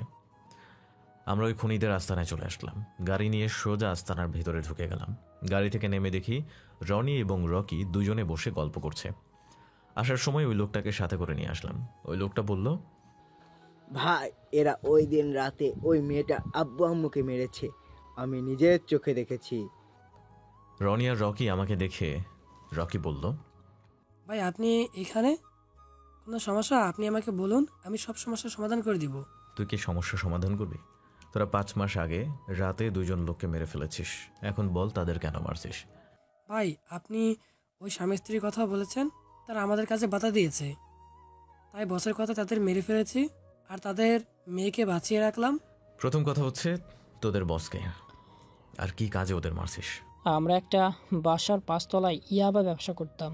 একদিন তারা স্বামী স্ত্রী দেখে ফেলে, পরে পুলিশের কাছে গিয়ে বলে দেয়। তারা ওই বাসার নিচতলায় ভাড়া থাকতো। পুলিশ এসে আমাদের সব ইয়াবা এবং আমাদের লোকগুলোকে নিয়ে যায়। আমাদের বস বলেছে ওদের মেরে ফেলতে, তাই ওই দিন রাতে তাদের রাস্তায় আটকে কুপিয়ে মারি। আচ্ছা, এবার বল তোদের বসকে, সে কোথায় থাকে? আমাকে তো বললি না তোদের বসের কথা। আমাদের বসকে সেটা আমরা কখনো বলবো না, উনি রাতের আধারে কাজ করে। উনি আমাদের সাথে বসও, ওই দিন আমাদের সাথে বসও ছিল। তোরা যদি তোদের বসের কথা না বলিস আজকে তোদের কেউ বাঁচতে পারবি না। তাই বলছি তোদের বস কে এবং কোথায় থাকে। এতক্ষণ তোর সাথে ভালোভাবে কথা বলছি, এখন আর বলবো না। তোর যদি সাহস থাকে আমাদেরকে মেরে দেখা। তুই সাথে কতজন লোক এসেছিস তুই সাথে কতজন লোক নিয়ে এসেছিস, আর তোর চারপাশে তাকিয়ে দেখ আমাদের লোক তোর লোকের চেয়েও 3 গুণ বেশি। আজকে তুই এবং তোর লোক কেউ বেঁচে যেতে পারবি না। আচ্ছা তাই নাকি? তোরা হয়তো আমার সম্বন্ধে ভালো করে জানিস না। রাসেলের সব লোক ট্রেনিং প্রাপ্ত। তোরা দাঁড়ায় আছিস কেন? মারা ফেল। আমি কথাটা বলার সাথে সাথে আমার লোক গুলি করা শুরু করে দিয়েছে। রনি আর রকির লোক চারপাশে লুকিয়ে গুলি করা শুরু করে দিয়েছে। আমরা আসার সময় সবকিছু রেডি করে আসছি, মানে আমাদের শরীরে যেন গুলি না লাগে সে ব্যবস্থা করে আসছি। রনি আর রকির সব লোকগুলো গুলি খেয়ে মাটিতে গড়াগড়ি খাচ্ছে। আমি রনি আর রকির পায়ে গুলি করলাম, ওরা সাথে সাথে মাটিতে বসে পড়ল। তাদের সব লোক মারা গেছে। আমি এবার রনি আর রকির সামনে একটা চেয়ার নিয়ে বসলাম। তারপর বললাম, বেঁচে থাকতে চাইলে তোদের বসের নাম বল, সে থাকে কোথায়। যদি না বলিস তাহলে আজকে তোদের শেষ দিন। আমার কথা শুনে দুজনেই ভয় পেয়ে গেল। তখন রকি বলল, আমাদের বস আর কেউই নয়, আমজাদ খান। সে আগে বাইরে ছিল, 7 মাস আগে বাংলাদেশে আসে, তারপর অবৈধ ব্যবসা শুরু করে। তবে আমাদের বসকে কেউ এখনো দেখে নাই। উনি বাংলাদেশের শেষ বর্ডারে থাকে। আর ওই দিন স্বামী স্ত্রীকে আমরা মারি নাই, মেরেছে আমাদের বস, কারণ পুলিশ তার 1 কোটি টাকা ইয়াবা নিয়ে গেছে। আমজাদ খানের কথাটা শুনে বুকের ভেতর কেমন বছর দিয়ে উঠল। কে আমজাদ খান? আমি যাকে চিনি সে না হয়তো আবার। যদি সে হয় তারপরেও আমি তাকে বাঁচিয়ে রাখবো না। তার প্রতি আমার অনেক রাগ আছে। তখন আমি রাফিকে বললাম, রাফি আমি গাড়িতে গিয়ে বসছি, তুই ওদের কি করবি করে আয়। ঠিক আছে, তুই গিয়ে গাড়িতে বস, ওদের ব্যবস্থা আমি করে যাচ্ছি। আমি আর কোনো কথা না বাড়িয়ে বাইরে এসে গাড়িতে গিয়ে বসলাম। 10 মিনিট পর রাফি সবগুলো লোক নিয়ে বেরিয়ে আসলো। সব লোক গাড়িতে উঠে বসলো। রাফি আমার সাথে সামনের সিটে বসলো। তখন রাফি বলল, দুজনের একটা করে হাত এবং একটা করে পা কেটে দিলাম, আর আমজাদ খানের ঠিকানা নিয়ে আসলাম। ওই ছাড়া নাকি সিলেটের শেষ মাথায় থাকে। ঠিক আছে, ওর ব্যবস্থা পরে করব, এখন বাসায় চল। আমার কথা শুনে রাফি আর কোনো কথা বলল না। তারপর আমরা বাসায় যেতে লাগলাম। আপনারা হয়তো সবকিছু বুঝতেই পারছেন। যদি কেউ না বুঝেন তাহলে আমি বুঝিয়ে দিচ্ছি। আমি যাদের খুনের কথা বলছি তারা আর কেউ নয়, রাইসার আব্বু আম্মুর কথা বলছি। ওই দিন রাতে রাইসার আব্বু আম্মুকে গাড়িতে করে কবরস্থানে আসার সময় একটা লোক আমাকে এসে বলে সে নাকি ওই খুনিদের চেহারা দেখেছে, তাদের একবার দেখলে চিনে ফেলবে। এরপর ওই লোকটাকে নিয়ে খুনিদের খুঁজতে থাকে। ওই লোকটা একটা অফিসে চাকরি করে। ওই দিন অফিসে কাজের চাপ বেশি থাকায় অফিস থেকে আসতে অনেক রাত হয়ে যায়। কোনো গাড়ি না পেয়ে হেঁটে হেঁটে বাসায় যাচ্ছিল। আপনাদের সাথে কথা বলতে বলতে বাসায় চলে আসলাম। আমি গাড়ি থেকে নেমে দরজার সামনে এসে কলিং বেল চাপ দেওয়ার পর পায়েল এসে দরজা খুলে দিল। আমাকে দেখে বলল, যাক, তোমার কিছু হয়নি। আমি তো অনেক চিন্তা করছিলাম তোমার জন্য। একমাত্র আল্লাহ ছাড়া রাসেলের আঘাত কেউ করতে পারবে না। আল্লাহর যা ইচ্ছা, আমার যে ক্ষতি করতে আসবে সবগুলোকে মেরে নদীতে ভাসিয়ে দিব। ঠিক আছে, এখন কথা না বলে রুমে গিয়ে ফ্রেশ হয়ে আসো তো, আমি তোমাদের টেবিলে খাবার দিচ্ছি। আমি ঠিক আছে বলে রুমে চলে আসলাম। ওয়াশরুমে ঢুকে ফ্রেশ হয়ে একটা জামা গায়ে দিয়ে নিচে আসলাম। চা টেনে বসলাম। কিছুক্ষণ পর রাফি এসে বসলো। পায়েল আমাদের দুজনকে খাবার বেড়ে দিচ্ছে। আমি তখন বললাম, আচ্ছা পায়েল, খালা কবে আসবে সেটা কি তোমাকে বলেছে? আমার কাছে তো কিছুই নেই বলার। যাওয়ার সময় বলে গেছে কিছুদিন থেকে তারপর চলে আসবে। ও ঠিক আছে, তুমিও আমাদের সাথে বসে পড়ো। আর রাইসা কোথায়? ওকে তো দেখছি না। রাইসাকে খাবার খাইয়ে দিয়ে ঘুম পাড়িয়ে দিয়েছি, সে এখন ঘুমোচ্ছে। আমি আর কোনো কথা না বলে খাবার খেয়ে রুমে চলে আসলাম। কিছুক্ষণ পর পায়েল আমার রুমে এসে বিছানায় শুয়ে আমাকে জড়িয়ে ধরল। পায়েল, তুমি কি করছো? এটা আমাদের এখনো বিয়ে হয়নি, তুমি আমাকে জড়িয়ে ধরলে কেন? আমার মন চাইছে তোমায় জড়িয়ে ধরি, তাই ধরেছি। আর বিয়ে হয়নি তো কি হয়েছে, বিয়ে তো একদিন হবে। আমরা তো আর খারাপ কিছু করতে যাচ্ছি না, তাই না? আগে বিয়েটা হোক, তারপর তুমি যা খুশি করো, আমি তোমাকে বাধা দেব না। আমাদের ব্যাপারে তোমার আব্বু আমাকে সবকিছু খুলে বলছো। এখনো কিছু বলিনি, আগে তোমার সাথে কিছুদিন প্রেম করব, তারপর তো আব্বু আম্মুকে বলবো। ঠিক আছে, এখন আমাকে ছাড়ো। না, ছাড়বো না। আমায় এখন একটা কিস করো তো, তারপর ছেড়ে দিব। আচ্ছা পায়েল, হঠাৎ তোমার কি হলো? তুমি আগে আমার সাথে কিভাবে কথা বলতে, আর এখন কিভাবে কথা বলছো? আগে তো তোমার কথা মতোই চলেছি, এবং তোমার সাথে আমার কিছুই ছিল না। এখন তুমি আমার ভালোবাসা, তাই এখন সাহসটাও বেড়ে গিয়েছে। তুমি আমার মতো মাফিয়াকে কেন ভালোবাসালে? আমার এই জীবনের কোনো নিরাপত্তা নেই, কখনো শত্রু এসে আমাকে মেরে ফেলে তার কোনো নিশ্চয়তা নেই। তোমায় যদি কেউ মেরে ফেলে, সেদিন আমিও মরে যাব তোমার সাথে। আমি তোমায় অনেক ভালোবাসি।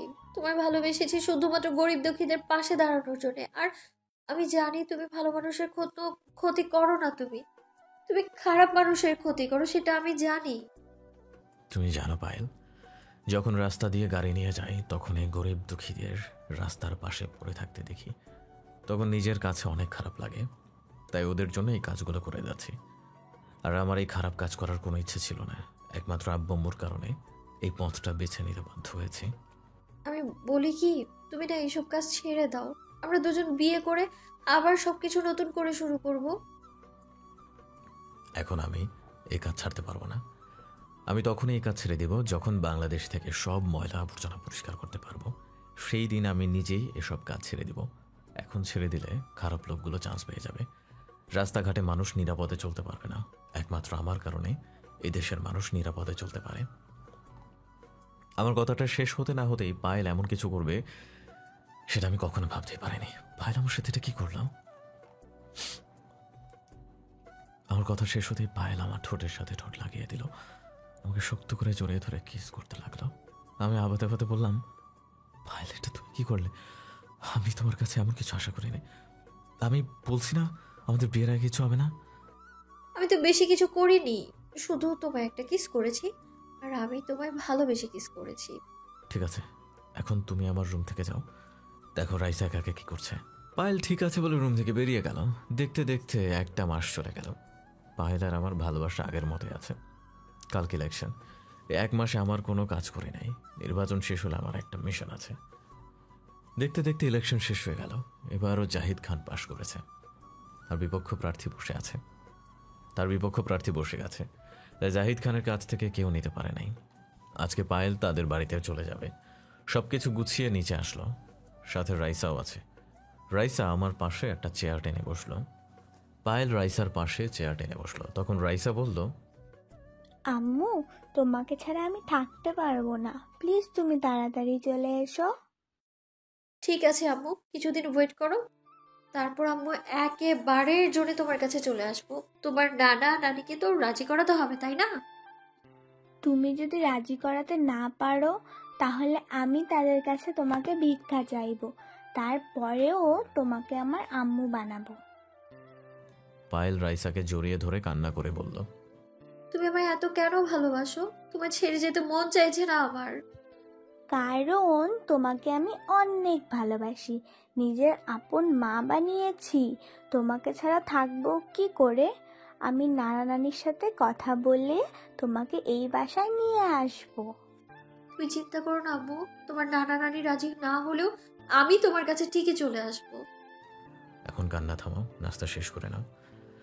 আর তোমার আব্বু বলেছে কেন তোমাকে এত জরুরি বাসায় যেতে? সেটা বলে নাই, তবে বলেছে আমার জন্য নাকি খুশির সংবাদ আছে, সেটা বাড়ি গেলেই বলবে। ও, নাস্তা শেষ করে নাও। তোমার আব্বু গাড়ি পাঠিয়ে দিয়েছে। রাফি আমাকে বলেছে তোমার গাড়ি চলে এসেছে। পায়েল আর কোনো কথা না বলে নিজে নাস্তা করলো, সাথে রাইসাকে খাইয়ে দিল। নাস্তা শেষ করার পর আমার লোকগুলোকে বললাম পায়েলের ব্যাগ গাড়িতে নিয়ে রাখতে। পায়েল রাইসাকে বলল, রাইসা মামুনি, তুমি একটু বাইরে যাও তো, তোমার আব্বুর সাথে আমি একটু কথা বলে আসছি। রাইসা ঠিক আছে বলে রাফির সাথে বাসায় বাইরে চলে গেল। রাইসার রাফি বেরিয়ে যাওয়ার সাথে সাথে পায়েল আমাকে জড়িয়ে ধরে ঠোঁটের সাথে ঠোঁট লাগিয়ে দিল। এরপর নিজেই কাঁদতে লাগলো। আমি তখন বললাম, পায়েল কান্না করছো কেন? তোমাকে শক্ত হতে হবে, তুমি এভাবে ভেঙে পড়লে তো হবে না কিছু।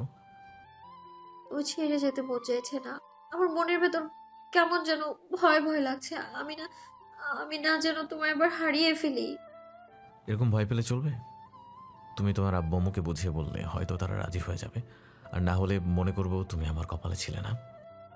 যদি আব্বু আম্মু রাজি না হয় তাহলে তুমি গিয়ে আমায় নিয়ে এসো। আব্বু তোমায় দেখলে আমাকে এমনিতেই তোমার হাতে তুলে দিবে। শোনো পায়েল, আমি নিজের ক্ষমতা দেখিয়ে তোমাকে তুলে আনতে পারবো না। তোমার আব্বু আম্মু যদি আমার হাতে তোমাকে তুলে দেয় তাহলে আমি তোমাকে নিয়ে আসবো। আব্বু আম্মু রাজি না হলে তুমি আমাকে ভুলে যাবে? আমার কথা তোমার একটুও মনে পড়বে না? আমাকে ভুলে থাকতে হবে, হয়তো কিছুদিন খারাপ লাগবে, পরে এমনি ঠিক হয়ে যাবে। রাসেল, শেষবারের মতো আমায় আরেকটা কিস করবে? হয়তো এটা আমার শেষ কিস। আর আব্বু আম্মু রাজি হলে সারা জীবন তোমার ওই ঠোঁট দুটো নিজের করে রাখবো আমি। আমি আর কোনো কথা না বলে পায়েলের ঠোঁটের সাথে ঠোঁট লাগিয়ে দিলাম। এরপর বাড়ি চলে আসলাম। পায়েল গাড়িতে ওঠার আগে রাইসাকে কিছুক্ষণ জড়িয়ে ধরে কাঁদছে। অনেক কষ্টে রাইসাকে পায়েলের কাছ থেকে ছাড়িয়ে আনলাম। তারপর পায়েল চলে গেল। আমি রাইসাকে কোলে করে রুমে নিয়ে আসলাম। তখন রাইসা বলল, আব্বু আম্মু কি আর ফিরে আসবে না? আমি আম্মুকে ছাড়া থাকতে পারবো না। আমি অনেক ভালোবাসি আম্মুকে। কে বলেছে তোমার আম্মু আসবে না? দেখবি কিছুদিন পর তোমার আম্মু তোমার কাছে চলে আসবে। একদম কান্না করে না। তোমার কথা যেন সত্যি হয় আব্বু। এই বলে রাইসা আমার কোলে শুয়ে পড়ল। রাইসার ঘুম আসার পর তাকে রেখে রুম থেকে বেরিয়ে আসলাম। নিচে আসার পর রাফি বলল, শোন রাসেল, আমজাদ খানের আস্তানায় আমাদের লোক পাঠিয়েছি।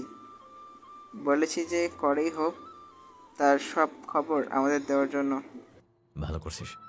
এখন বল, রনি আর রকির কি খবর? তারা এখনই কি হাসপাতালে আছে নাকি তারা বেরিয়ে গেছে?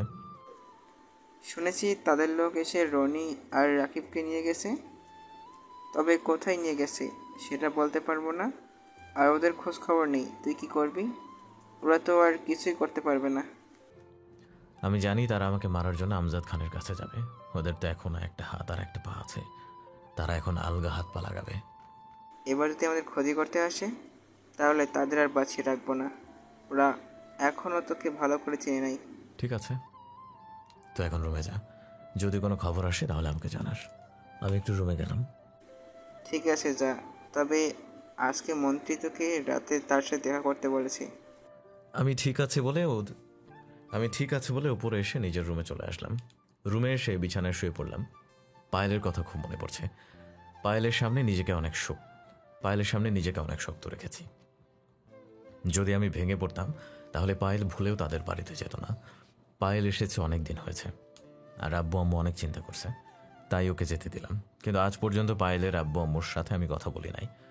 পায়েলকে ছাড়া পুরো বাসা ফাঁকা ফাঁকা লাগে, আর আমি জানি পায়েলের আব্বু কখন রাজি হবে না। সেখানে একটা রহস্য আছে।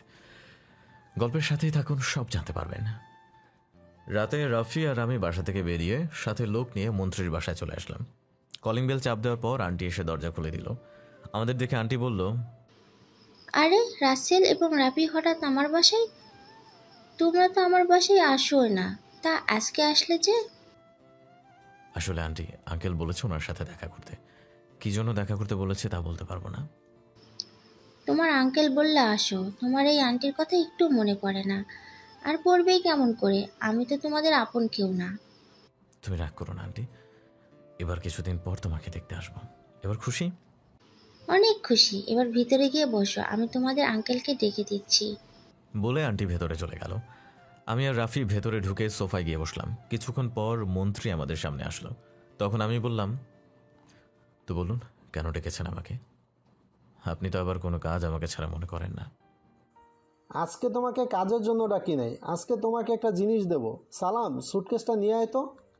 মন্ত্রীর কথা মতো সালাম ভেতর থেকে একটা সুটকেস নিয়ে আসলো।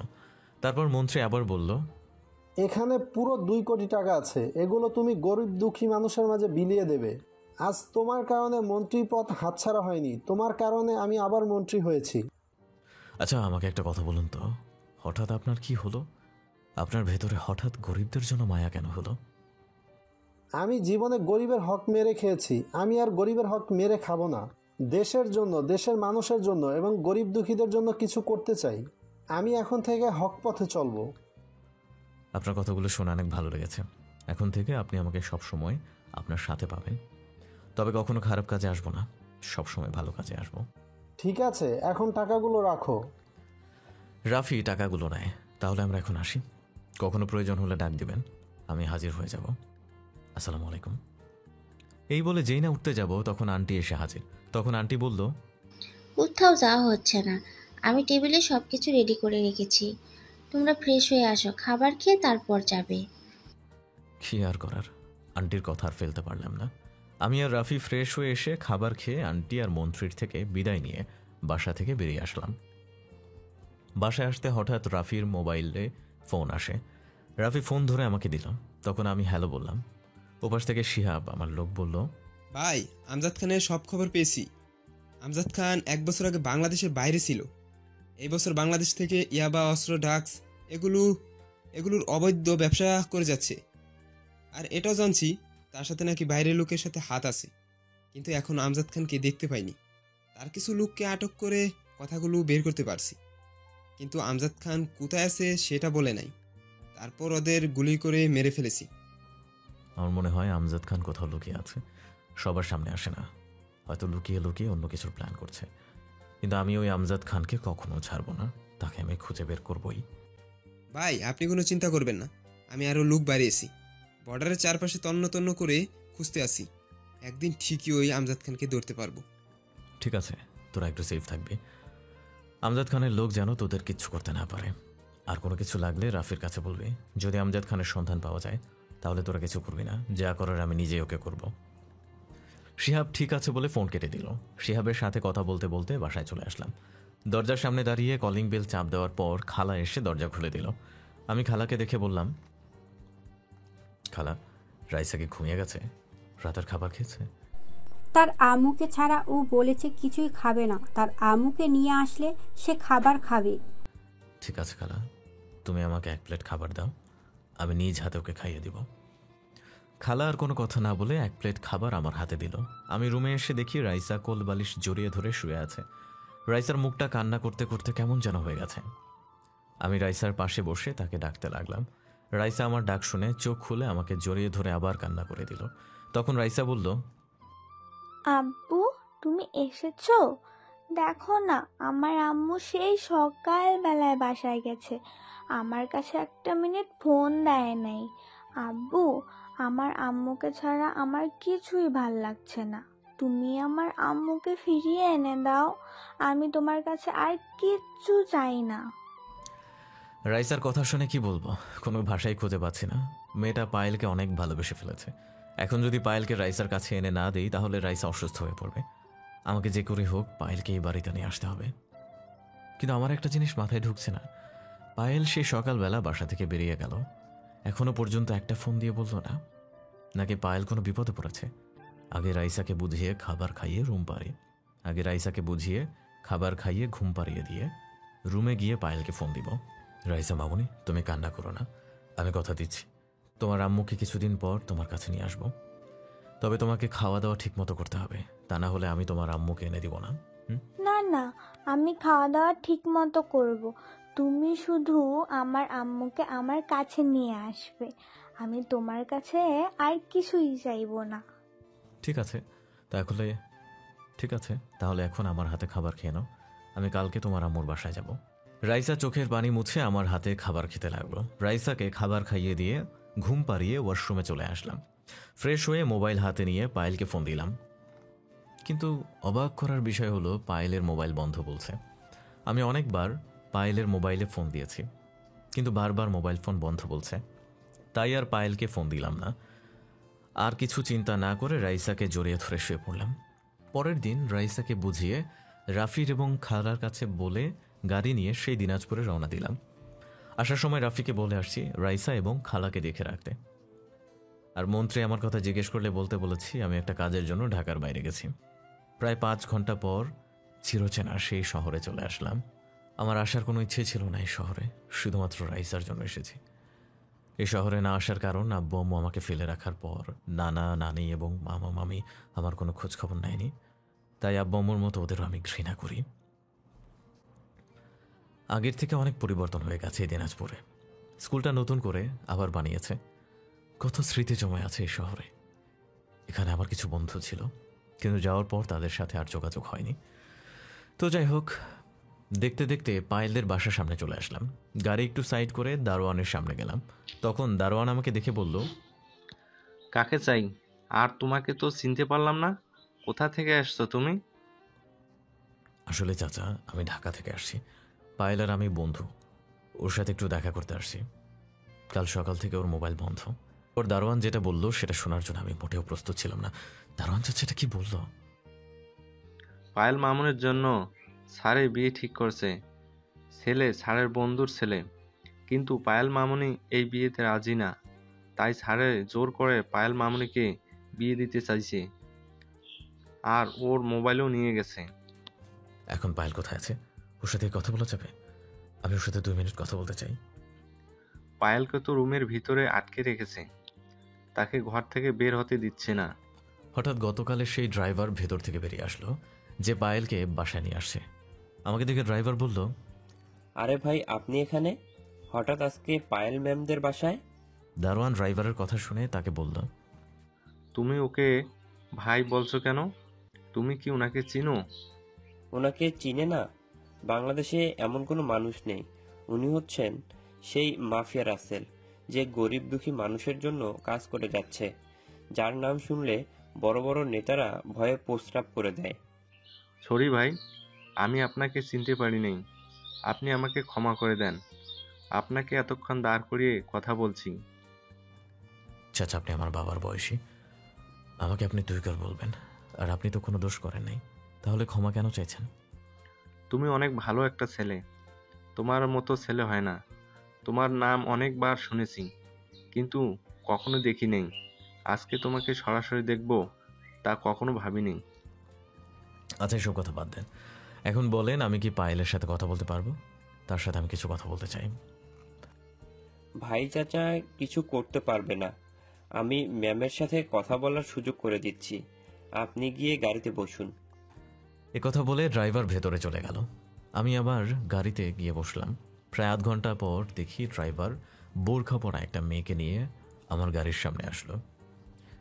আমি গাড়ির দরজা খুলে দিলাম। মেয়েটা ভেতরে ঢুকে আমাকে জড়িয়ে ধরে কান্না করে দিল। মেয়েটা আর কেউ নয়, পায়েল। আমি পায়েলকে শক্ত করে জড়িয়ে ধরলাম। পায়েল আমাকে জড়িয়ে ধরে বলল, রাসেল, আমি কিন্তু অন্য ছেলেকে বিয়ে করতে পারবো না। তুমি আমায় এখান থেকে নিয়ে চলো, তা না হলে আব্বু আম্মু আমায় জোর করে তার বন্ধুর ছেলের সাথে বিয়ে দিয়ে দিবে। আমি তোমার ছাড়া অন্য কাউকে বিয়ে করতে পারবো না। এই পাগলি, তোমাকে আমি অন্য ছেলের সাথে বিয়ে হতে কখনো দেব না। তুমি জানো, তুমি বাসা থেকে আসার পর পুরো বাসা ফাঁকা ফাঁকা লাগে। রাইসা সারাক্ষণ তোমার জন্য কান্না করে। আমি রাইসাকে কথা দিয়েছি, তোমাকে নিয়ে আমি ঢাকায় ফিরে যাব। তাহলে আমায় এখান থেকে নিয়ে চলো, আব্বু আমায় জোর করে বিয়ে দিবে। আমি তোমাকে আর রাইসাকে ছাড়া থাকতে পারবো না। তুমি কোনো চিন্তা করো না, আমি তোমার আব্বু আম্মুর সাথে কথা বলবো, দেখি ওনারা কি বলে। যদি রাজি হয় তাহলে তো ভালোই, আর রাজি না হলে তোমাকে আমি উঠিয়ে নিয়ে যাব। তাহলে এখন আব্বুর সাথে কথা বলো। আব্বু বলছে খুব শীঘ্রই নাকি বিয়ের দিন তারিখ ঠিক করবে। আব্বু বাসায় আছে? ঠিক আছে, এখন কি তোমার? আব্বু এখন বাসায় আছে, তুমি আমাকে নিয়ে আব্বুর সামনে যাবে? না, তুমি আগে ভেতরে চলে যাও, আমি কিছুক্ষণ পর আসছি, আমার জরুরি একটা কাজ আছে। পায়েল ঠিক আছে বলে আমার কপালে একটা চুমু দিয়ে বাসার ভেতরে চলে গেল। আসলে আমার মোবাইলে রাফি অনেকক্ষণ থেকে ফোন দিয়ে যাচ্ছে, তার সাথে কথা বলার জন্য পায়েলকে ভেতরে পাঠিয়ে দিলাম। আমি এবার রাফিকে ফোন দিলাম। ফোন ঢোকার সাথে সাথে রাফি রিসিভ করলো। তখন আমি বললাম, কিরে এতবার ফোন দিচ্ছিস কেন? আমি পায়েলের সাথে কথা বলছিলাম, তাই তোর ফোন কেটে দিয়েছি বারবার। ও, আসলে তোকে যে কারণে এত ফোন দিচ্ছি তা হলো, কিছুক্ষণ আগে খবর পেয়েছি মন্ত্রী বিপক্ষ প্রার্থী তোকে মারার জন্য আমজাদ খানের সাথে হাত মিলিয়েছে। রিপিট, তারা জেনে গেছে তুই এখন দিনাজপুরে আসছিস, তাই আমজাদ খানের লোক তোকে মারার জন্য দিনাজপুর রওনা দিচ্ছে। আমাকে মারার জন্য আমজাদ খানের লোক দিনাজপুরে আসছে? সমস্যা নেই, আসুক, দেখি আমজাদ খানের লোক আমার কি করতে পারে। তুই চিন্তা করিস না, নাজিম দিনাজপুরে আছে, তার সাথে কথা বলছি তোকে সেভ করার জন্য। তার লোক নিয়ে তোর কাছে যাচ্ছে। এখন তুই কোথায় আছিস? আমি এখন পায়েলদের বাসার সামনে আছি। ওরা আব্বু আম্মুর সাথে কিছু কথা বলবো। তুই নাজিমকে বলিস দিনাজপুর হাই স্কুলের সামনে থাকতে, আমি 1 ঘন্টা পর আসছি। রাফি ঠিক আছে বলে ফোন কেটে দিল। আমি গাড়ি থেকে বের হয়ে পায়েলদের বাসার দরজার সামনে দাঁড়িয়ে কলিং বেল চাপ দিলাম। কিছুক্ষণ পর একটা কাজের বুয়া এসে দরজা খুলে দিল। আমাকে দেখে কাজের বুয়া বলল, আমি পায়েলের বন্ধু, ঢাকা থেকে আসছি। পায়েলের আব্বু আম্মুর সাথে আমার কিছু কথা আছে। ঠিক আছে, আপনি ভেতরে আসুন, আমি স্যার আর ম্যাডামকে ডেকে দিচ্ছি। এ বলে কাজের বুয়া ভেতরে চলে গেল। আমি ভেতরে ঢুকে সোফায় গিয়ে বসলাম। কিছুক্ষণ পর পায়েলের আব্বু আম্মু আমার সামনে আসলো। তখন পায়েলের আব্বু বলল, তুমি কে? তোমাকে তো চিনতে পারলাম না। আসলে আপনাদের সাথে আমার কিছু কথা আছে, যদি আপনাদের একটু সময় হতো। আসলে আমি আর পায়েল দুজনকে ভালোবাসি। আমি চাই পায়েলকে বিয়ে করতে। পায়েল বলেছে তাকে এখানে নিয়ে যেতে, কিন্তু আমি তা কখনো করব না। আমি চাই আপনারা নিজ হাতে পায়েলকে আমার হাতে তুলে দিবেন। তুমি কি জানো আমি পায়েলের বিয়ে ঠিক করে ফেলেছি?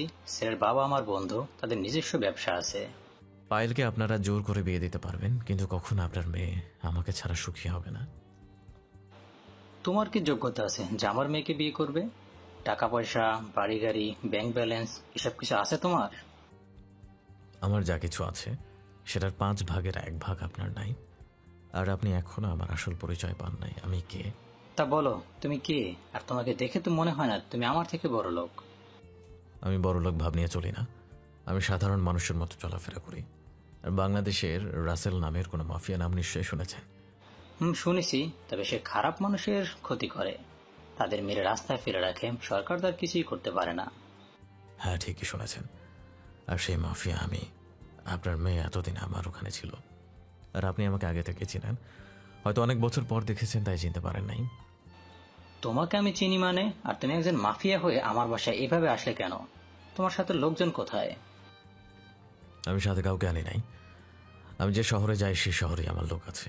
আর আপনি একটু মনে করে দেখেন তো, কয়েক বছর আগে আপনি রাস্তার একটা ছেলেকে আপনার ড্রাইভারকে থাপ্পড় মারতে গিয়ে আপনার গায়ে থাপ্পড়টা পড়ল। থাপ্পড়টা কেন মারতে গিয়েছি সেটা হয়তো আপনি ভালো করেই জানেন। আমার মনে পড়ছে, রাতে বৃষ্টি হওয়ার কারণে পরের দিন রাস্তায় পানি জমেছিল। আমার ড্রাইভার জোরে গাড়ি চালিয়ে যাওয়ার সময় তোমার গায়ে পানি পড়ে। তুমি একটা ইটের টুকরো নিয়ে আমার গাড়িতে মারো। তখন আমার ড্রাইভার গাড়ি দাঁড় করিয়ে তোমাকে গিয়ে একটা থাপ্পড় মারে। এর ভিতরে আমি তোমাদের সামনে চলে আসলাম। তখন তুমি ড্রাইভারকে থাপ্পড় মারতে গিয়ে আমার গালে মেরে দাও। হ্যাঁ হ্যাঁ, ঠিক ধরেছেন। কিন্তু ওখানে আপনাদের দোষ ছিল, আমার কোনো দোষ ছিল না। আপনার ড্রাইভারের উচিত ছিল গাড়ি আস্তে আস্তে চালিয়ে যাওয়া। এখন তারপরেও ঘটনার জন্য আপনার কাছে আমি ক্ষমা চাচ্ছি। আমাকে আপনি মাফ করে দেন। তোমার তো কোনো দোষ নেই, তাহলে ক্ষমা চাচ্ছ কেন? আর আমি রাজি আছি পায়েলের সাথে তোমার বিয়ে দেওয়ার জন্য। তোমার মতো ছেলের সাথে আমার মেয়েকে বিয়ে দেব না, এটা কি করে হয়? তুমি তোমার আব্বু আম্মুকে আমার বাসায় পাঠিয়ে দিও। একটা কথা বলি, রাগ করবেন না। আমার বাবা মা কেউ নেই, তারা আমার কাছে মৃত। আজ তাদের জন্য আমি একজন মাফিয়া নামে পরিচিত। কেন? তোমার আব্বু আম্মু কি করেছে যে কারণে তোমার কাছে তারা মৃত? হঠাৎ আমার মোবাইলটা বেজে ওঠে। তখন আমি একটু সাইডে গিয়ে ফোনটা রিসিভ করি। তখন ওপাশ থেকে বলল, আমি এক জায়গায় আছি, 1/2 ঘন্টা পর আসছি, তোমরা ওখানে অপেক্ষা করো, আপনাদের পরে সব কিছু খুলে বলবো। আমি চাই পায়েলকে আজকে সন্ধ্যায় কাজী ডেকে বিয়ে করব, তারপর তাকে নিয়ে ঢাকায় চলে যাব। আমার একটা কাজ বাকি আছে, ওটা শেষ করে বড় করে একটা অনুষ্ঠান করব, যদি আপনাদের মত থাকে। তুমি যেভাবে বলবে সেভাবেই হবে। আমি সবকিছু রেডি করতে আছি, আর আমার বন্ধুকে মানা করে দিচ্ছি। অনেক অনেক ধন্যবাদ আপনাকে। তাহলে আমি এখন আসি, সন্ধ্যায় আপনার বাসায় আসবো। আপনি সব কিছু রেডি করে রাখবেন। তুমি এখনো আমাদের আপনি করে বলছো কেন? এখন থেকে আমাদের আব্বু আম্মু বলে রাখবে। আর তুমি তো কিছুই খেলে না। এখন কিছু খাবো না, সন্ধ্যায় বিয়ে করার পর খাবো। আমার সাথে আরও কিছু লোক আসবে। এই বলে তাদের থেকে বিদায় নিয়ে বাসা থেকে বেরিয়ে আসলাম। আমি এতক্ষণ পায়েলের আব্বু আম্মুর সাথে কথা বলছি, আর পায়েল এক কোনায় দাঁড়িয়ে সব শুনেছে। পায়েল তার আব্বু আম্মুর কথা শুনে খুশিতে রুমে চলে গেল। আমি তাদের বাসা থেকে বেরিয়ে গাড়ি নিয়ে সোজা স্কুলের সামনে চলে আসলাম। স্কুলের সামনে এসে দেখি নাজিম 5 গাড়ির লোক নিয়ে অপেক্ষা করছে।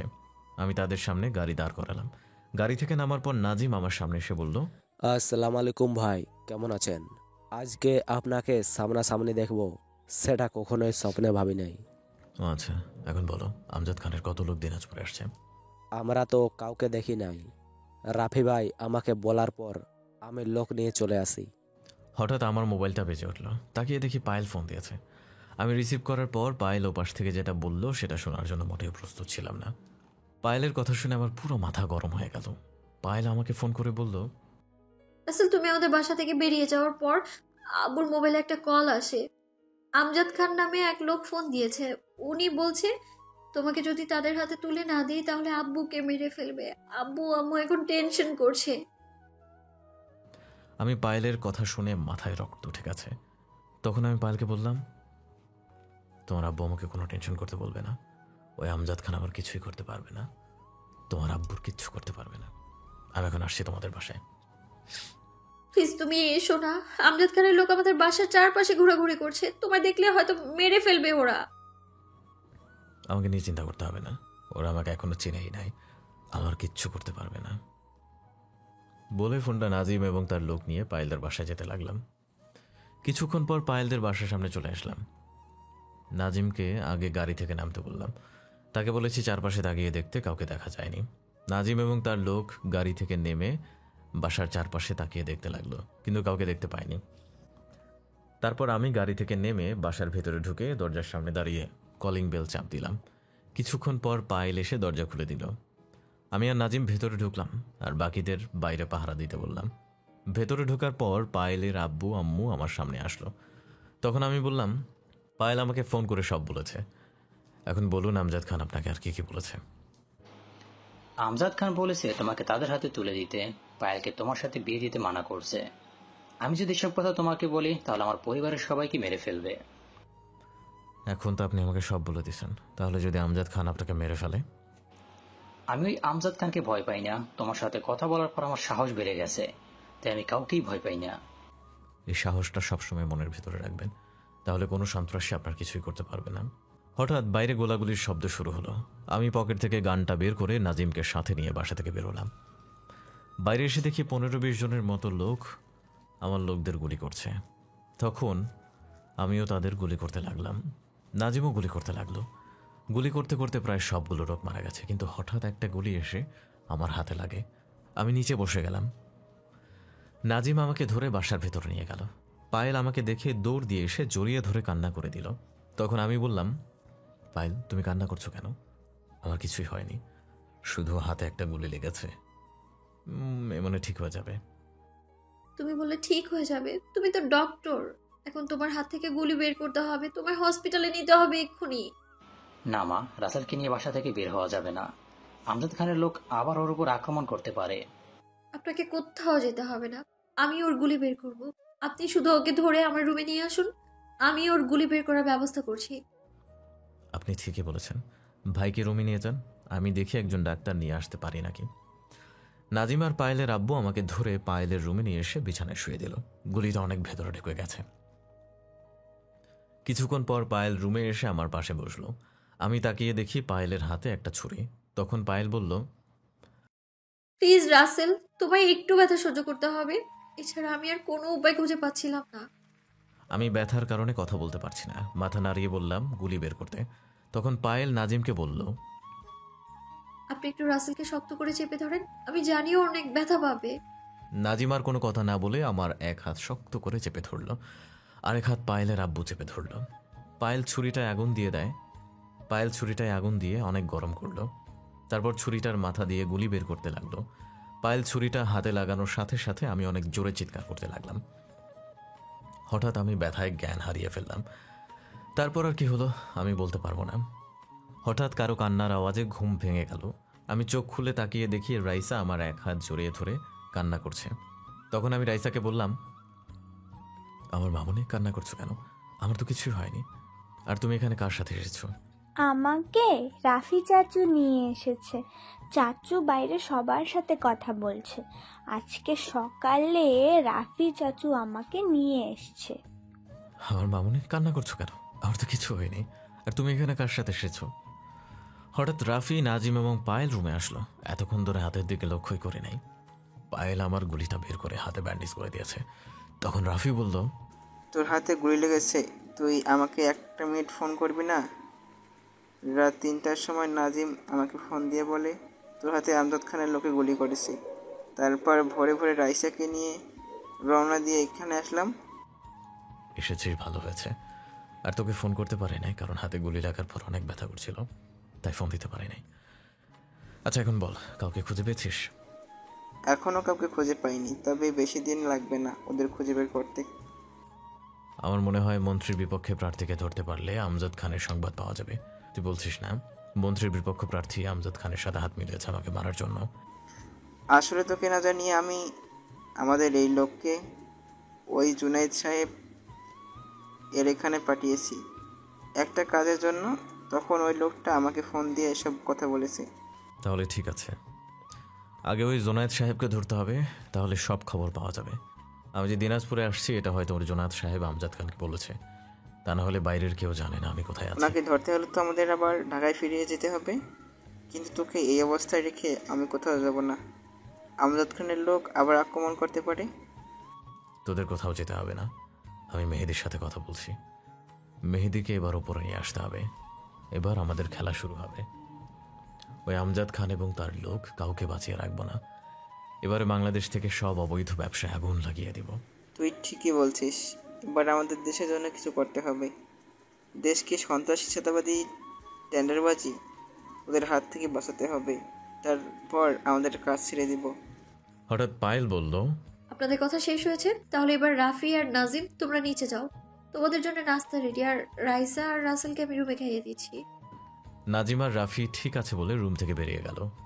পায়েল আমাকে ধরে বসালো। তখন পায়েল বলল, তুমি বসো, আমি তোমার জন্য পানি নিয়ে আসি। আর রাইসা মামুনি, তুমি আমার সাথে আসো তো, ফ্রেশ হয়ে বাবার সাথে খাবার খাবে। রাইসা আর পায়েল ওয়াশরুমে ঢুকে ফ্রেশ হয়ে আসলো, আর সাথে পানি নিয়ে এসে আমার মুখটা ধুয়ে দিল। পায়েল রুম থেকে বেরিয়ে আমাদের জন্য নাস্তা নিয়ে আসলো। পায়েল নিজ হাতে আমাকে এবং রাইসাকে খাইয়ে দিচ্ছে। নাস্তা শেষ হবার পর পায়েল আমাকে ওষুধ খাইয়ে দিল। তখন আমি পায়েলকে বললাম, পায়েল তোমার অনেক কষ্ট হচ্ছে তাই না? এটা তুমি কি বলছো? আমি আমার স্বামীর সেবা করছি, এখানে কষ্ট পাওয়ার কি আছে? এখনো তো আমাদের বিয়ে হয়নি। হয়নি তো কি হয়েছে? তুমি আগে সুস্থ হও, তারপর আমাদের বিয়ে হবে। যদি আমজাদ খানকে মারতে গিয়ে মরে যাই তখন তুমি কি করবে? তখন আমিও তোমার কাছে চলে যাব। তুমি যদি আমার কাছে চলে আসো তাহলে আমার মেয়েকে কে দেখে রাখবে? তখন তো তুমি ছাড়া আরো আপন কেউ থাকবে না। আমার কথা শুনে রাইসা বলে উঠল, যদি তোমার কিছু হয় তাহলে আমি আর আম্মু তোমার কাছে চলে যাব। আমি আর কোনো কথা না বলে রাইসা এবং পায়েলকে জড়িয়ে ধরলাম। পায়েল আর রাইসা আমাকে শক্ত করে জড়িয়ে ধরল। হঠাৎ আমার মোবাইলে একটা কল আসলো। কলটা রিসিভ করার পর ওই পাশ থেকে যে কথা বলল তার কথা শুনে আমার মাথা গরম হয়ে গেল। ওপাশ থেকে যে ফোন করেছে সে আর কেউ নয়, বর্তমান মন্ত্রী। মন্ত্রী বলল, রাসেল মাফিয়া, তোর সাহস কি করে হলো আমার অবৈধ ব্যবসায় আগুন লাগানোর? তুই এখনো আমায় চিনতে পারিস নাই, তোকে আমি মেরেই ফেলবো। তুই কে মনে করেছিস আমি তোর কথা বিশ্বাস করব? আরে তোকে আমি হারে হারে চিনি, তাই তো তোর পেছনে লোক লাগিয়ে রেখেছি। তুই আমাকে ভুলিয়ে ভালিয়ে ভালো সেজেছিস, সেটা আমি বুঝতে পেরেছি। তুই হয়তো আরেকটা কথা জানিস না, ওই আমজাদ খানও আমার সাথে হাত মিলাইছে। তোর কারণে আমরা কোনো কাজ ঠিক মতো করতে পারছি না, তাই তো জুনায়েদও আমাদের সাথে হাত মিলাইছে। এবার তোকে শেষ করে দেশটা আমাদের মতো চালাবো। আমি বেঁচে থাকতে তোরা সেটা কখনোই পারবি না। এতদিন তোকে কিচ্ছু করি নাই একমাত্র তোর স্ত্রীর কারণে, কিন্তু এবার তোকেও ওই আমজাদ খানের সাথে গুলি করে মারবো। সেটা তুই চেষ্টা করে দেখতে পারিস। এবার তো তুই বেঁচে গেলি, কিন্তু পরের বার তোকে কেউ বাঁচাতে পারবে না। তুই মরার জন্য প্রস্তুত থাকিস। সেটা সময় হলেই দেখতে পাবি কে কাকে মারে। এবার আর তোর ওপর দয়া করবো না। তোদের মতো মানুষদের না মেরে এই মাফিয়া কখনো শান্ত হবে না। বলে ফোনটা কেটে দিলাম। তখন পায়েল আমাকে বলল, কার ফোন ছিল? আর তুমি ওর সাথে এভাবে কেন কথা বলছিলে? আমার অনেক ভয় হচ্ছে, যদি ওরা তোমায় মেরে ফেলে। ওদের না মেরে আমি মাফিয়া কখনো মরবো না, আর মরলেও আফসোস থাকবে না, কারণ দেশের মানুষের জন্য নিজের জীবন দিতে প্রস্তুত আছি। তুমি একা ওদের সাথে পেরিয়ে উঠবে না। মন্ত্রীর হাত তো অনেক বড়, ওনার হাত দেশের বাইরের মানুষের সাথেও আছে। আমার হাতও অনেক বড়, সেটা তুমি সময় হলেই দেখতে পাবে। আমাকে দেখতে সাধারণ মানুষের মতো লাগে, কিন্তু আমি যে কত বড় হারামি এবং এটা ওই মন্ত্রী আর আমজাদ খান জানে না। তোমার কিছু হয়ে গেলে আমি আর রাইসা কাকে নিয়ে বাঁচবো বলো? আমি তোমায় হারাতে পারবো না। ফাইল তুমি ভেঙে পড়ো না, তাহলে আমি কাজটা করতে পারবো না। শুধু আমার জন্য আল্লাহর কাছে দোয়া করো, আমি যেন এই জালিমদের ধ্বংস করতে পারি, তাহলে দেশের মানুষ সুন্দরভাবে জীবনযাপন করতে পারবে। আমি তোমার জন্য সব সময় দোয়া করি, তুমি যেন দেশের মানুষকে এইসব জালিমদের হাত থেকে রক্ষা করতে পারো। এই বলে পায়েল আমাকে জড়িয়ে ধরল। একটা কথা বলতে ভুলে গিয়েছি, আসলে আমি জানতাম মন্ত্রী এত সহজে ভালো হবার কথা নয়। হঠাৎ ভালো হবার নিশ্চয়ই কোনো কারণ আছে, তাই ওনার পেছনে লোক লাগিয়ে রেখেছে। পরে আমি সব জানতে পারলাম। মানুষের সাথে উপরে ভালোভাবে কথা বলবে আর ভেতরে অবৈধ ব্যবসা করে যাচ্ছে। তাই আমার লোকগুলোকে বলেছি সুযোগ পেলে মন্ত্রীর গোডাউনে আগুন লাগিয়ে দিতে। ওরা তাই করল। কিন্তু মন্ত্রীর আরও অনেকগুলো অবৈধ ব্যবসা আছে, সেগুলো কোথায় সেটাও আমি জানি। রাতে পায়েল নিজ হাতে খাবার খাইয়ে দিয়ে, ওষুধ খাইয়ে দিয়ে অন্য একটা রুমে রাইসাকে নিয়ে চলে গেল। আমি পকেট থেকে মোবাইল বের করে মেহেদিকে ফোন দিলাম। মেহেদি কল রিসিভ করে বলল, কিরে কেমন আছিস? তোর হাতের ব্যথা কমেছে? আমি ভালো আছি, ব্যথা আগের থেকে কিছুটা কমছে। এখন বল তুই কেমন আছিস? সবগুলো ট্রেনিং দেওয়া শেষ হয়েছে। আমিও ভালো আছি, আর সবগুলোকে ভালোভাবে ট্রেনিং দিয়েছি। এখন তুই বললে উপরে উঠে আসবো, আমাদের কাজ শুরু করে দিব। কালকে তুই সবাইকে নিয়ে উপরে উঠে আসবি, আর মন্ত্রীর এবং জোনায়েদের যত অবৈধ ব্যবসা আছে সবগুলো ধ্বংস করে দিবি। তাদের লোক একটাকেও বাঁচিয়ে রাখবি না, সবগুলোকে মেরে মাটির নিচে পুঁতে রাখবি। ঠিক আছে, তুই যেভাবে বলবি সেইভাবে কাজ হয়ে যাবে। আর আমার অ্যাকাউন্টে কিছু টাকা পাঠিয়ে দিস। সমস্যা নেই, আমি রাফিকে বলে দেব, সে তোর অ্যাকাউন্টে টাকা পাঠিয়ে দেবে। আর কখন কি হয় আমাকে জানাবি। মেহেদি ঠিক আছে বলে ফোন কেটে দিল। এবার আপনাদের একটা গোপন কথা খুলে বলি। মন্ত্রীর স্ত্রী মানে আন্টি আমাকে একদিন তার রুমে নিয়ে দরজা বন্ধ করে বলল, রাসেল, আমার একটা কাজ করে দিতে পারবি? হয়তো যে কাজের কথা বলবো তুমি সেটা কখনোই কল্পনা করতে পারবে না, কিন্তু তুমি আমার কাজটা করে দিবে। আমি জানি তুমি এই কাজটা করতে পারবে। ঠিক আছে আন্টি, যদি সম্ভব হয় তাহলে আমি অবশ্যই তোমার কাজটা করে দিব। তবে এমন কোনো কাজের কথা বলবে না যেটা আমি পারবো না। আমার কাজটা হচ্ছে আমার স্বামী মানে তোমার আঙ্কেলকে মেরে ফেলতে হবে। আন্টি, এটা আপনি কি বলছেন? আঙ্কেলকে মারবো? আর ওনাকে মারলে তো আপনি বিধবা হয়ে যাবেন। বিধবা হলে আমার কোনো সমস্যা নেই, ওই খুনিকে তোমার মারতে হবে। তুমি জানো ওই মন্ত্রী আমার বাবা মাকে মেরে আমাকে জোর করে বিয়ে করেছে। আমি অনেক চেষ্টা করেছি ওকে মারার জন্য, কিন্তু মারতে পারিনি। তুমি ওকে মেরে ফেলো, ওর মতো খুনির সাথে আমি সংসার করতে চাই না। ও শুধু আমার বাবা মাকে মারে নাই, ও আমার ভালোবাসার মানুষটাকেও মেরে ফেলেছে। আন্টির কথাগুলো বলতে ওনার চোখ দিয়ে পানি পড়ে ভিজে যাচ্ছে। আন্টির কথা শুনে যেন আমার পায়ের নিচের মাটি সরে গেল। তখন আমি আন্টিকে বললাম, আচ্ছা আন্টি, মন্ত্রী কেন আপনার বাবা মাকে মেরেছে এবং আপনার ভালোবাসার মানুষকে মেরেছে? আমার কথা শুনে আন্টি বলতে লাগলো, এই মন্ত্রী আমার বাবার সম্পত্তির জন্য আব্বু আম্মুকে মেরে ফেলেছে। তখন এই মন্ত্রী কিছুই ছিল না, এই মন্ত্রী আব্বুর অফিসে একজন ম্যানেজার ছিল। আব্বু তাকে অনেক বিশ্বাস করত, কিন্তু মন্ত্রী আব্বুর সাথে বেইমানি করে। বাড়ি গাড়ি অফিস ব্যাংক ব্যালেন্স সব কিছু সই করে নিয়ে নেয়। আব্বু পুলিশের কাছে মামলা করতে যাওয়ার সময়, এবার বলুন আপনার ভালোবাসার মানুষের সাথে কতদিন সম্পর্ক ছিল, আর আপনার আব্বু আম্মুকে মারার আগে আপনি কি করতেন? তখন আমি পড়ালেখা করতাম, মাস্টার্স কমপ্লিট করেছি। মাস্টার্স কমপ্লিট করার পর আব্বু আম্মুকে মেরে ফেলে এবং আমাকে জোর করে বিয়ে করে। আর আমার আর রাতুলের রিলেশন কলেজ লাইফ থেকে। মন্ত্রী আমাকে বিয়ে করার পর কেমন করে যেন রাতুলের কথা জানতে পারে, পরে আমাকে রাতুলকে মেরে ফেলার হুমকি দেয় যদি আমি বাইরে কারো কাছে কিছু বলি। কিন্তু কয়টা মাস যাওয়ার পর রাতুলের কোনো খোঁজ খবর পাইনি। সেও কি বেঁচে আছে নাকি মন্ত্রী ওকে মেরে ফেলেছে সেটা বলতে পারবো না। আমার মনে হয় মন্ত্রী তাকে মেরে ফেলেছে। ঠিক আছে আন্টি, আমি আপনাকে কথা দিচ্ছি, একে আমি কখনোই বাঁচিয়ে রাখবো না। এখন ওনাকে মারা সহজ হবে না, আমার কিছু প্রমাণ জোগাড় করতে হবে, তা না হলে ওনাকে মারা যাবে না। ঠিক আছে, আমি তোমাকে হেল্প করব। যদি কখনো দরকার হয় তাহলে আমার সাথে যোগাযোগ করো, আমি যতটুকু পারি হেল্প করার চেষ্টা করব। এই ছিল আন্টির সাথে আমার কথা। তারপর ওই মন্ত্রীকে আমি দু চোখে দেখতে পারতাম না, আর মন্ত্রী যে আমাকে সবসময় ডাকতো তখনই চলে যেতাম, কারণ আমার প্রমাণ বের করতে হবে। আর এই পর্যন্ত মন্ত্রী থেকে প্রায় 20 কোটি টাকার মতো নিয়েছি। এই সবগুলো টাকা গরিবদের হক ছিল, তাই তাদের জন্য এত কিছু করে যাচ্ছি। আমি প্রায় অনেক প্রমাণ জোগাড় করেছি। এসব প্রমাণ জোগাড় করতে আন্টিও আমাকে সাহায্য করেছে। তো কি প্রমাণ জোগাড় করছি সেটা সময় হলেই জানতে পারবেন। দেখতে দেখতে 10টা দিন চলে গেল। এখন মোটামুটি সুস্থ আছি, হাতটা নাড়াচাড়া করতে পারছি, কিন্তু গাটা এখনো শুকায়নি। আজকে পায়েল, আমি আর রাইসা মার্কেট করতে এসেছি। এখানে আসার সময় কোনো জামা কাপড় নিয়ে আসেনি। রাফি 2 সেট জামা কিনে নিয়ে এসেছে, কিন্তু সেটা আমার পছন্দ হয়নি। কোনো রকম 10টা দিন পরেছি।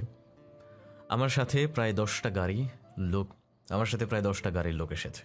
তারা সবাই মার্কেটের সামনে পাহারা দিচ্ছে। পায়েলের জন্য কিছু জামা কাপড় নিলাম, রাইসার জন্য নিলাম। হঠাৎ একটা নেকলেসের ওপর চোখ যায়। আমার নেকলেসটা অনেক পছন্দ হয়েছে, তাই পায়েল এবং রাইসার চোখ ফাঁকি দিয়ে নেকলেসটা কিনে নিলাম। এটা পায়েলকে ভালো মানাবে। কেনাকাটা সব শেষ। তখন মনে পড়লো শ্বশুর শাশুড়ির জন্য তো কিছুই নিলাম না। তারপর শ্বশুর শাশুড়ির জন্য কিছু মার্কেট করলাম, সব কিছু কেনাকাটা শেষ করলাম। তারপর পায়েলকে বললাম, পায়েল তোমার কি আর কিছু লাগবে? যদি লাগে বলো। আর রাইসা মামুনি, তোমার আর কিছু লাগবে? আব্বু, আমার ওই বড় পুতুলটা লাগবে। পুতুলটা দেখতে অনেক সুন্দর। ঠিক আছে মামুনি, আমি এখনই কিনে দিচ্ছি তোমাকে। রাসেল, আমাকে ওই নূপুর জোড়া কিনে দাও না। আমি ঠিক আছে বলে রাইসার পুতুল এবং পায়েলের নূপুর কিনে নিলাম। এর ফাঁকে রাফির জন্য কিছু কেনাকাটা করলাম।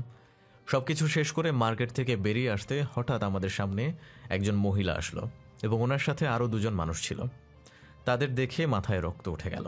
তারা এখানে কেন আর আমার সামনে আসলো কেন? আমি তো এখন তাদের কাউকে চিনি না। এই পৃথিবী মরুভূমি, কেহ কারো নয়। ভালোবাসার মাঝেই হবে তোমার পরিচয়। মানুষ যখন খুব বেশি দুঃখে থাকে খুব চেষ্টা করে নিজেকে খুশি রাখতে আর সবার সামনে হাসি মুখে থাকার চেষ্টা করে, কিন্তু অন্তর ঠিকই কেঁদে দেয়। আপনারা হয়তো ভাবছেন তারা কারা যে তাদের দেখে মাথায় রক্ত উঠে গেল। তারা আর কেউ নয়, একজন হচ্ছে আমার গর্ভধারিণী মা এবং বাকি 2জন হচ্ছে আমার মামা মামি।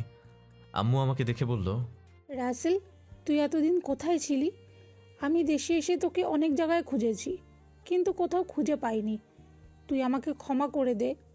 তোর বাবার সাথে ঝগড়া করে তোকে ফেলে বাইরে চলে গেছি, তাও আবার তোদের না নিয়ে। আপনি কে? আপনাকে তো আমি চিনি না। আমার আব্বু আম্মু তো অনেক আগেই আমার কাছে মারা গেছে। রাসেল, তুমি এটা কি বলছো? তোমার আম্মু না হয় তোমাকে ফেলে চলে গেছে, তাই বলে তুমি তাদের মৃত বলবে? তোমার আম্মু তার ভুল বুঝতে পেরেছে, তুমি তাকে ক্ষমা করে দাও। তোমার আম্মু দেশে এসে তোমাকে অনেক জায়গায় খুঁজেছে, তোমার জন্য অনেক কান্নাকাটি করে। প্লিজ তুমি তোমার আম্মুকে ক্ষমা করে দাও। ক্ষমা? সেটা আমি কখনো করব না। তারা নিজেদের স্বার্থে আমাকে ফেলে রেখে যে যার মতো চলে গেছে। একটাবার আমার কথা চিন্তা করে নেই। আমি তাদের কাছে এতটাই বোঝা হয়ে গেছি। আমি কি করব? তোর আব্বুর কারণে আমি বাইরে চলে গেছি। তোর আব্বু বাইরের মেয়েদের সাথে হোটেলে রাত কাটায়, সেটা নিয়ে তোর আব্বুর সাথে প্রতিদিন ঝগড়া করি, কিন্তু তোর আব্বু ভালো হয় না। তাই বাসা থেকে বেরিয়ে আসার আগের দিন তোর আব্বুর সাথে কথা কাটাকাটির মধ্যে দিয়ে তোর আব্বু আমাকে অনেক মারধর করে। তাই কাউকে না বলে বাসা থেকে বেরিয়ে একটা বান্ধবীর বাসায় চলে যাই।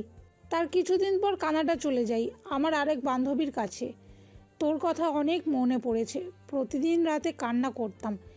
কয়েক বছর যাওয়ার পর আর থাকতে না পেরে বাংলাদেশে চলে আসি। এসে তোকে অনেক জায়গায় খুঁজেছি, কিন্তু কোথাও পাইনি।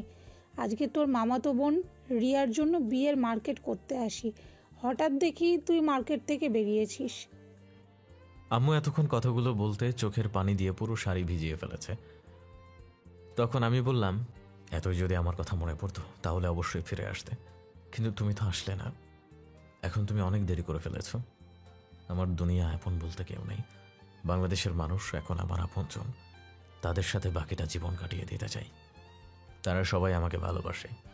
তারা এখন আমাকে এক নামে চেনে, মাফিয়া কিং রাসেল। আজ আমি মাফিয়া হয়েছি তোমাদের কারণে। আমার জীবনটা তোমরা ধ্বংস করে দিয়েছো। তোমরা যদি এমনটা না করতে তাহলে আমার জীবনটা সুন্দরভাবে চলতো।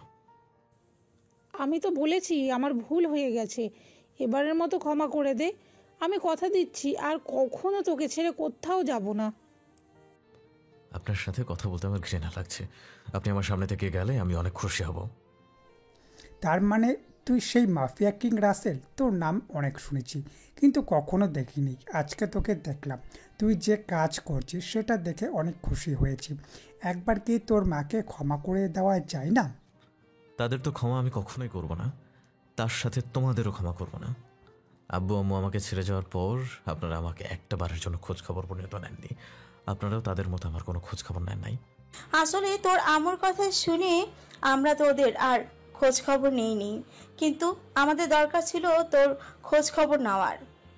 তুই আমাদের মাফ করে দে, তুই আগের মতো আমাদের কাছে ফিরে আয়। আমি দুঃখিত। আপনাদের সাথে কোথাও যাব না। আপনারা এখান থেকে চলে যান। আপনারা না গেলে আমি চলে যাচ্ছি। পায়েল চলো। আমি আর কোনো কথা না বলে পায়েল আর রাইসাকে নিয়ে গাড়িতে গিয়ে বসলাম। আম্মু এবং মামা মামি এখনও ওখানে দাঁড়িয়ে আছে। আম্মু দাঁড়িয়ে এখনও কান্না করে যাচ্ছে। এতক্ষণ চোখের পানি অনেক কষ্টে আটকে রেখেছি। আম্মুকে আজ প্রায় 5 বছর পর দেখছি। আগের থেকে কেমন শুকিয়ে গেছে। মনে হয় খাওয়া দাওয়া ঠিক মতো করে না। নিজের চোখ দিয়ে জোরে জোরে পানি পড়তে লাগলো। আমার সাথে কেন এমন করছো? আমি তো কোনো অপরাধ করি নাই, তাহলে কেন আমাকে ছেড়ে চলে গেলে? তোমাদের জন্য আমার মনে এখন ভালোবাসা নেই, আছে শুধু বুক ভরা ঘৃণা।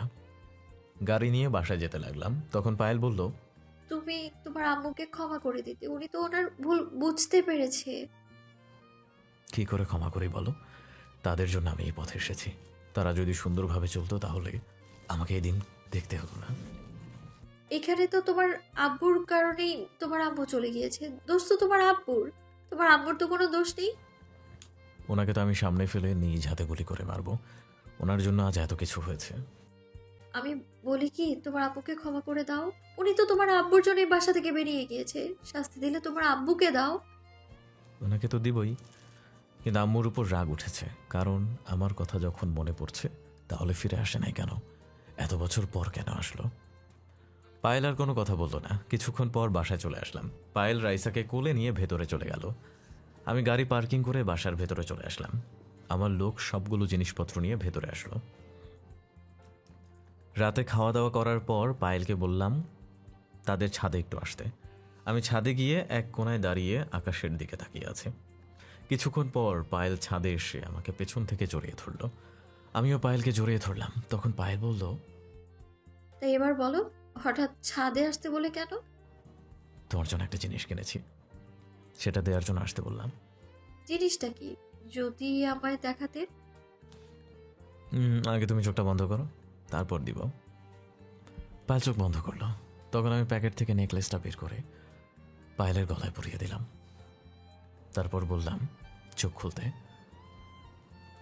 আমি মোবাইল বের করে ক্যামেরা চালু করে পায়েলের সামনে ধরলাম। পায়েল চোখ খুলে তার গলায় নেকলেসটা দেখে বলল, নেকলেসটা অনেক সুন্দর। তুমি কখন কিনলে নেকলেসটা?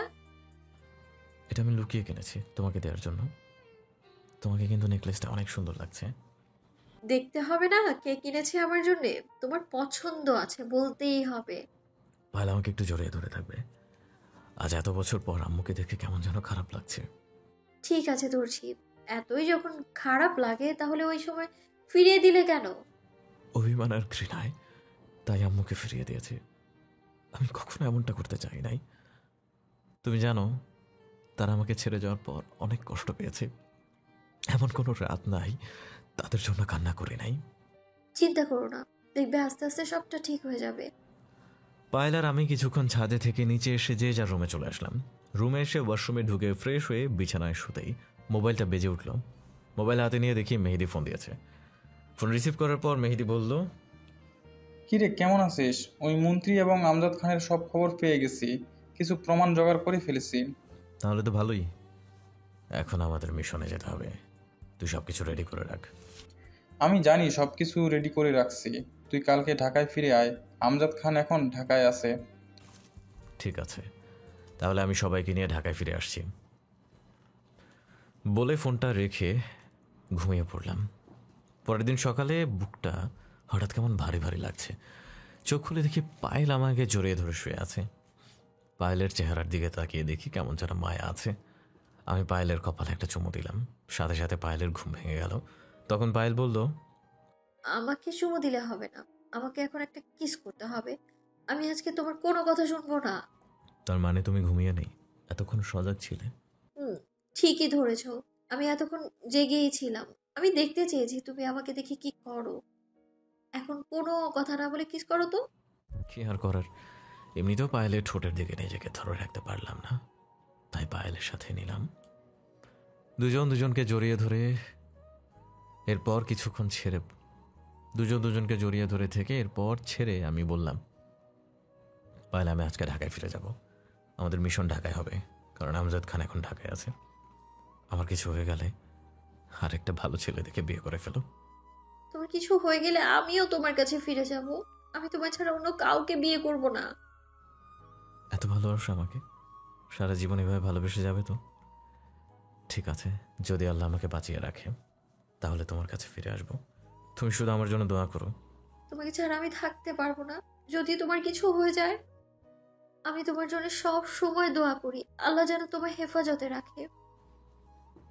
ঠিক আছে, এখন তোমার রুমে যাও, আমি ফ্রেশ হয়ে নাস্তা করে বেরিয়ে পড়বো। তুমি রাইসার খেয়াল রেখো। পায়েল আমার কপালে একটা চুমু দিয়ে রুম থেকে বেরিয়ে গেল। আমি বিছানা থেকে উঠে ওয়াশরুমে ঢুকে ফ্রেশ হয়ে সবার সাথে নাস্তা করে বেরিয়ে পড়লাম। আসার সময় শ্বশুর শাশুড়িকে বলে আসলাম। পায়েল আর রাইসা আমাকে জড়িয়ে ধরে অনেক কান্নাকাটি করেছে। প্রায় 5 ঘন্টা পর ঢাকায় ফিরে আসলাম, নিজের বাসায় চলে আসলাম। আসার সময় মেহেদিকে বলেছি আমার বাসায় থাকতে। নাদিম তার লোক নিয়ে আমার সাথে এসেছে। বাসায় এসে ভেতরে ঢুকে দেখি মেহেদি সোফায় বসে আছে। খালা আমাকে দেখে বলল, কেমন আছো রাসেল? তোমার হাতের এখন কি অবস্থা? আলহামদুলিল্লাহ খালা, ভালো আছি। তুমি কেমন আছো? হাতের অবস্থা আগের থেকে মোটামুটি ভালো, তবে এখনো গা শুকায় নাই। আমিও ভালো আছি। তোমার গুলি লাগার কথা শুনে অনেক চিন্তায় পড়ে গিয়েছিলাম। যাক, আল্লাহ তোমাকে হেফাজত করেছে। তোমরা রুমে গিয়ে ফ্রেশ হয়ে আসো, আমি তোমাদের খাবার দিচ্ছি। এ বলে খালা চলে গেল। ফ্রেশ হয়ে সবার সাথে খাবার খেয়ে রুমে চলে আসলাম। আসার সময় রাফি আর মেহেদিকে বললাম আমার রুমে আসতে। হঠাৎ মোবাইল ফোনটা বেজে উঠল। হাতে নিয়ে দেখি মন্ত্রী ফোন দিয়েছে। ফোন রিসিভ করার পর মন্ত্রী যে কথা বলল সেটা শোনার জন্য মোটেও প্রস্তুত ছিলাম না। মন্ত্রী বলল, মাফিয়া রাসেল, তুই এখন কোথায়? তোর মেয়ে রাইসা এবং তোর ভালোবাসার মানুষ এখন আমার কাছে। যদি তাদের বাঁচাতে চাস তাহলে তুই একা আমার এখানে আসবি। যদি কোনো চালাকি করিস তাহলে ওদের মরামুখ দেখবি। তোর বাসার সামনে একটা গাড়ি আসবে, সোজা ওটাতে উঠে যা। তুই ওদের কিচ্ছু করবি না, আমি তোর কথা মতো এখনই আসছি। সরি, ঠিক আছে, তাহলে আমি ওদের কিছুই করব না। তুই এখনই বাসা থেকে বেরিয়ে পড়, দেরি করলে ওদেরকে হারাতে হবে। এ বলে মন্ত্রী ফোন কেটে দিল। তখন মেহেদি আর রাফি আমার সামনে আসলো। আমাকে চিন্তিত দেখে মেহেদি বলল, কিরে, কার সাথে কথা বলছিস? আর তোকে কেমন চিন্তিত লাগছে? কি হয়েছে আমাদের খুলে বল। মন্ত্রী আমার মেয়ে এবং পায়েলকে তুলে নিয়ে গেছে। মন্ত্রী বলেছে তাদের বাঁচাতে চাইলে আমাকে একা ওখানে যেতে। দেরি হলে রাইসা এবং পায়েলকে মেরে ফেলবে। মন্ত্রীর এত বড় সাহস! ও জানে না কার সাথে পাঙ্গা নিতে আসছে। আজকে ওই মন্ত্রীকে মেরেই ফেলবো। শোন, আমি কি বলি, আমি এখন বাসা থেকে বেরিয়ে পড়বো আর আমার মোবাইলের লোকেশন চালু করে রাখবো। তোরা আমি বাসা থেকে বেরিয়ে যাওয়ার 30 মিনিট পর বেরিয়ে পড়বি। তুই চিন্তা করিস না, আমরা সব কিছু রেডি করে বেরিয়ে পড়বো। কিন্তু এখন সমস্যা হচ্ছে, ওরা যদি তোর কোনো ক্ষতি করে দেয়। তারা আমাকে মেরে ফেলবে সেটা আমি জানি, কিন্তু মরার আগ পর্যন্ত তাদের সাথে লড়াই করে মরতে চাই। হঠাৎ ফোনটা বেজে উঠল। রিসিভ করার পর ওপাশ থেকে পায়েলের আব্বু বলল, রাসেল, তুমি কোথায়? তোমার বাসা থেকে বেরিয়ে যাওয়ার সাথে সাথে কিছু লোক আমার বাসায় ঢোকে। পায়েল আর রাইসাকে তুলে নিয়ে গেছে। ওরা আমার আর পায়েলের আম্মুর মাথায় বাড়ি দিয়েছে। তারপর আমরা জ্ঞান হারিয়ে ফেলি। কিছুক্ষণ আগেই জ্ঞান ফিরছে, তারপর তোমাকে ফোন দিলাম। আপনি কোনো চিন্তা করবেন না, যারা ওদের তুলে নিয়ে গেছে তারা আমাকে ফোন দিয়েছে। আমি এখনই বেরিয়ে পড়ছি, ওদের কিচ্ছু হবে না। এই বলে ফোন কেটে দিয়ে বাসা থেকে বেরিয়ে আসলাম। আমাকে দেখে একটা গাড়ির সামনে আসলো। তারপর আমি গাড়িতে উঠে পড়লাম। আমি বাসা থেকে বেরিয়ে আসতে আরেকজনকে ফোন দিয়েছি। কাকে দিয়েছি সেটা সময় হলে জানতে পারবেন।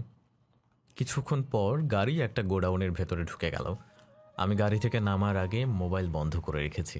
আমি জানি মেহেদি জায়গায় চিনে ফেলেছে। গাড়ি থেকে নামার সাথে সাথে 2টা লোক এসে আমাকে চেক করলো।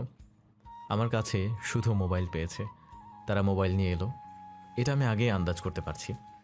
তারপর ওই লোক 2টা আমাকে ভেতরে নিয়ে গেল। ভেতরে গিয়ে দেখি পায়েল আর রাইসাকে 2 জন লোক ধরে রেখেছে। তাদের চেহারা দেখে বুঝতে পারলাম ওদের গায়ে হাত তুলেছে। রাইসা আমাকে দেখে কান্না করে বলল, আব্বু তুমি এসেছো? এই লোকগুলো আমাকে আর আম্মুকে অনেক মেরেছে। দেখো, আমার আর আম্মুর শরীর থেকে রক্ত বের হচ্ছে। তুমি আমাদের ওদের হাত থেকে বাঁচাও। আম্মু তোমাদের কিছুই হবে না, আব্বু এসে গেছি, এখন তোমরা বাসায় যেতে পারবে। হঠাৎ মন্ত্রী জোনায়েদ এবং সাথে আরেকজন বেরিয়ে সামনে আসলো। মন্ত্রী আর জোনায়েদ বাদে আরেকজনকে দেখে মোটেও প্রস্তুত ছিলাম না। ওনাকে দেখে পুরো মাথা গরম হয়ে গেছে। তিনি আর কেউ নয়, আমার বাবা আমজাদ খান। এই কারণেই তো বলি ওনার নাম শোনার পর আমার কাছে কেমন যেন লাগছে। তখন আব্বু বলল, কি মিস্টার মাফিয়া কিং আসেল, আমাকে চিনতে পারছো? আমি সেই আমজাদ খান, তুমি যাকে খুঁজে বেড়াচ্ছ, মানে তোমার জন্মদাতা পিতা। তোর মতো পিতারে আমি ঘৃণা করি। তোকে আমি কখনো বাবা মানি নাই। তুই একটা ধোকাবাজ, তুই একটা খুনি, তুই একটা নিষ্পাপ এর বাবা মাকে খুন করছিস। তোকে আজ আমি নিজ হাতে মেরে ফেলবো। সেটা তুমি কখনোই পারবে না। ওরা আমার অবৈধ ব্যবসার কথা পুলিশের কাছে বলে দিচ্ছে, তাই ওদের মেরে ফেলেছি। আজকে তোমার জীবনের শেষ দিন। তোমাকে মারার জন্য আজকে ওদের তুলে নিয়ে এসেছি। তুমি কি মনে করেছো আমরা তোমাকে মারতে পারবো না? তোমার হাতে গুলি লাগার পর থেকে আমার ওখানে চারপাশে লোক লাগিয়ে রেখেছি। তোমার ওখানে চারপাশে লোক লাগিয়ে রেখেছি। পরে তুমি যখন ঢাকা ফিরে এসেছো, তখন আমার লোকগুলোকে বললাম তোমার ভালোবাসা এবং তোমার মেয়েকে তুলে আনতে। এখন তোকে আমি নিজ হাতে মারবো। না আমজাদ খান, আমি ওকে নিজ হাতে মারবো। ও আমার অবৈধ সব ব্যবসায় আগুন লাগিয়ে দিয়েছে, আমার কোটি কোটি টাকার ক্ষতি করেছে। মন্ত্রীর কথা শুনে জুনাইদ বলল, ও তোমার আমার একা ক্ষতি করে নেই, আমারও অনেক টাকার অবৈধ সম্পদ নষ্ট করেছে। আমি তাকে নিজের হাতে মারবো। তখন আমি ওদের সবাইকে বললাম, আমারে মারবি ভালো কথা, ওদের আমারে মারবি ভালো কথা, তাহলে ওদের আটকে রাখছিস কেন? ওদের ছেড়ে দে, আমি তো কোথাও যাচ্ছি না। তুই যেতে চাইলেও পারবি না। ওদের ছেড়ে দে, আর মাফিয়া আসেলকে দড়ি দিয়ে বেঁধে ফেলো। পায়েল আর রাইসা মামনি, তোমরা বাসায় চলে যাও। আব্বু ওদের সাথে একটু হিসাব নিকাশ মিলে আসছে। না, আমি তোমায় ছেড়ে যাব না, ওরা তোমায় মেরে ফেলবে। পায়েল, তুমি আমাকে নিয়ে চিন্তা করো না, ওরা আমার কিছুই করতে পারবে না। তুমি রাইসাকে নিয়ে বাসায় চলে যাও। পায়েল আর কোনো কথা না বলে রাইসাকে নিয়ে গোডাউন থেকে বেরিয়ে গেল। তারপর আমজাদ খানের লোক এসে আমাকে একটা চেয়ারায় বেঁধে ফেলল। তখন আমজাদ খান বলল,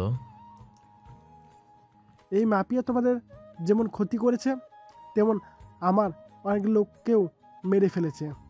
আমি মনে করছি আমার দ্বিতীয় স্ত্রীকে মেরে বাংলাদেশে অবৈধ ব্যবসা করব, কিন্তু ওর জন্য পারছি না। আজকে আমরা তিনজনে ওকে গুলি করে মারব।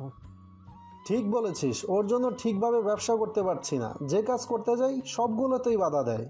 ওকে মেরে আবার অবৈধ ব্যবসা শুরু করব। আমার নিজের মতো দেশটা চালাবো, আমার কথায় দেশের মানুষ উঠবে আর বসবে। তাহলে দাঁড়িয়ে আছিস কেন? ওকে মেরে ফেল, আমাদের অনেক জ্বালিয়েছে। আজকে ওকে মেরে আমরা বাংলাদেশে রাজত্ব কায়েম করব। এই বলে ওরা তিনজন আমাকে গুলি করতে যাবে, তখন বাইরে গোলাগুলির শব্দ শুরু হলো। তাদের একটা লোক এসে বলল, ভাই ভাই, বাইরে 4টা হেলিকপ্টার দিয়ে আমাদের আক্রমণ করেছে। হেলিকপ্টার দিয়ে যারা আক্রমণ করেছে তারা সবাই সেনাবাহিনীর লোক এবং মাফিয়া রাসেলের লোক ও সাথে আছে। ওই লোকটার কথা শুনে আমজাদ খান বলল, তুই আমার সাথে চিটিং করছিস, কিন্তু তোর লোক আক্রমণ করছে সেটা মানলাম, কিন্তু সেনাবাহিনী আমাদের আক্রমণ করছে কেন?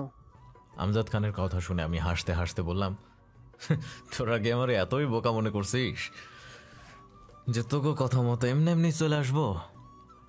আমি আসার সময় সব প্ল্যান করে আসছি। আগে আমজাদ খান, আপনি সালাউদ্দিন মেজরকে চিনেন? মেজর সালাউদ্দিন তো আমার এক সময় বন্ধু ছিল, কিন্তু তার সাথে কিছু কাটাকাটি হয়, তারপর থেকে ওর সাথে যোগাযোগ করি না। তাহলে ঠিক ধরছেন, ওই আপনার বন্ধু সালাউদ্দিন আঙ্কেলের সাথে আমার ভালো পরিচয়। উনি আমার কাজ সম্বন্ধে সব কিছু জানেন। উনি বলেছে কখনো তাকে দরকার হলে নক করতে, তাই আসার সময় ওনাকে বলে এসেছি। আর আমার আরেকটা কাজ হয়ে গেছে, যেটা তোদের ফাঁসির দাড়িতে ঝোলাবে, কিন্তু আমি তোদের আইনের আওতায় তুলে দিব না। আমি নিজ হাতে তোদের মারবো। তোরা আমার সাথে এতক্ষণ কি কি বলেছিস সব কিছু এতক্ষণ ফিরেও হয়েছে। এ দেখ। আমার কথা শুনে মন্ত্রী জোনায়েদ এবং আমজাদ খান ভয় পেয়ে গেছে। আমি সব বাসা থেকে বেরিয়ে আসার আগেই করে এসেছি। তখন আমজাদ খান বলল, আমরা যেহেতু আজকে ধরা খেয়েছি, তাহলে তোকে বাঁচিয়ে রাখবো না, আমাদের সাথে তোকেও মরতে হবে। এ কথা বলে আমাকে গুলি করতে চলে গেলে রাফি আর মেহেদি গোডাউনের ভেতরে ঢুকে ওদের গুলি করা শুরু করলো। তারা সবাই আড়ালে চলে গেল।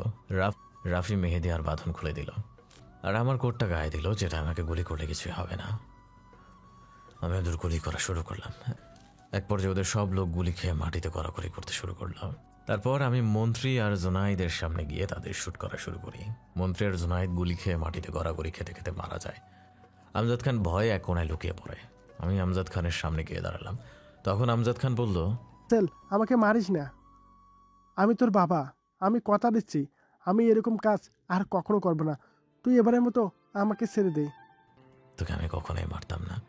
তুই যদি নিষ্পাপ ওই মেয়ের আব্বুকে না মারতি, তোকে আমি বাঁচিয়ে রাখবো না। তোকে বাঁচিয়ে রাখলে আবার অবৈধ ব্যবসা করবি। না রাসেল, আমি আর এসব কাজ করব না। আমি এই দেশ থেকে অনেক দূরে কোথাও চলে যাব। সেটা তো আমি কখনো করব না। আইনের আওতায় তুলে দিলে তোকে ফাঁসির রায় কার্যকর করবে, কিন্তু আমি তোকে আইনের আওতায় তুলে দিব না। তারে আমি নেই ছাতে মারুম। যেই না গুলি করতে যাব, ঠিক তখনই সালাউদ্দিন আঙ্কেল এসে আমার হাত থেকে গুলি ফেলে দিল। তখন তিনি বললেন, রাসেল, তুমি আইন নিজের হাতে তুলে নিও না, আদালত ওকে ফাঁসি রায় দিবি। না আঙ্কেল, ওরা আমি নিজ হাতে গুলি করে মারবো।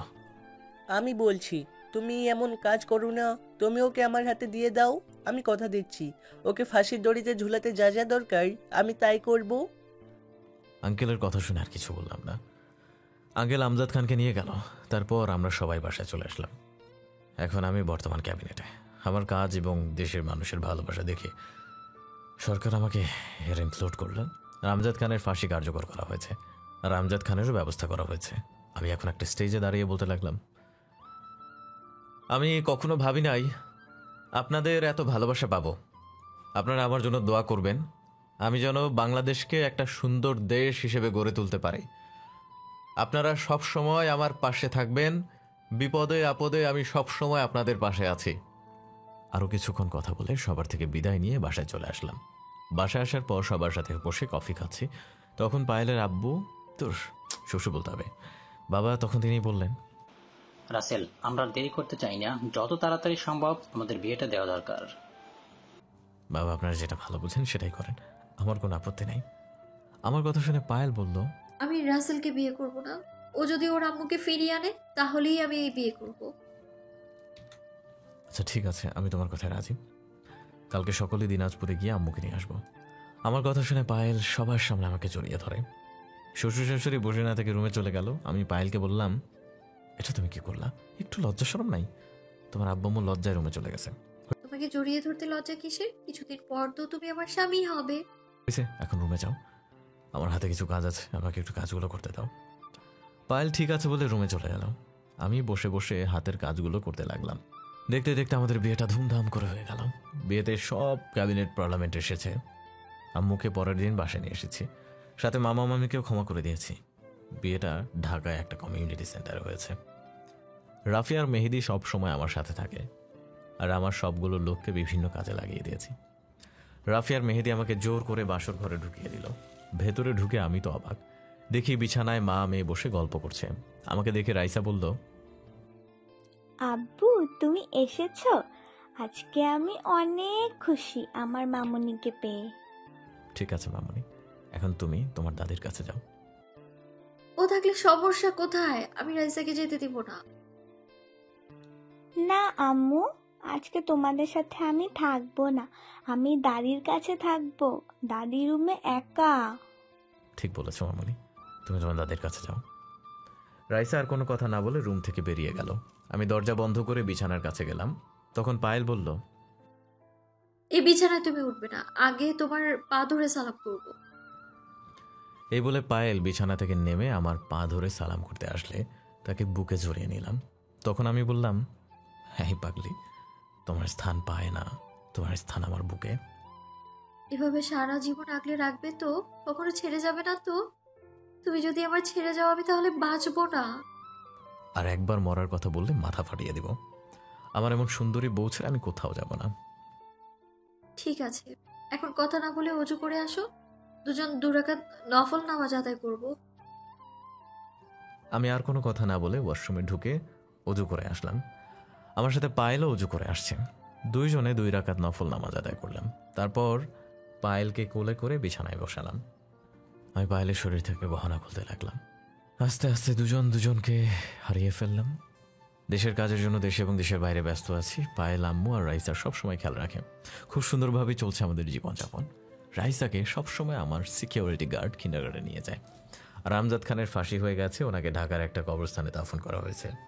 আম্মু প্রথমে ফাঁসির কথা শুনে মন খারাপ করে ফেলেছে, পরে তার কার্যকলাপের কথা শুনে সার আফসোস করেনি। তারপর আম্মুর একটু মন খারাপ ছিল, আস্তে আস্তে এখন ঠিক হয়ে গেছে। আমার মন খারাপ হয়নি, কিন্তু আমার যে মন খারাপ হয়নি সেটা না, আমারও হয়েছে, কিন্তু ওনাকে ওনার পাপের শাস্তি দিয়েছে। রাফি আর মেহেদির বিয়ে ঠিক হয়েছে, আগামী মাসের 10 তারিখ তাদের বিয়ে। আপনাদের সবার দাওয়াত থাকলো, সবাই কিন্তু চলে আসবেন। ধন্যবাদ সবাইকে।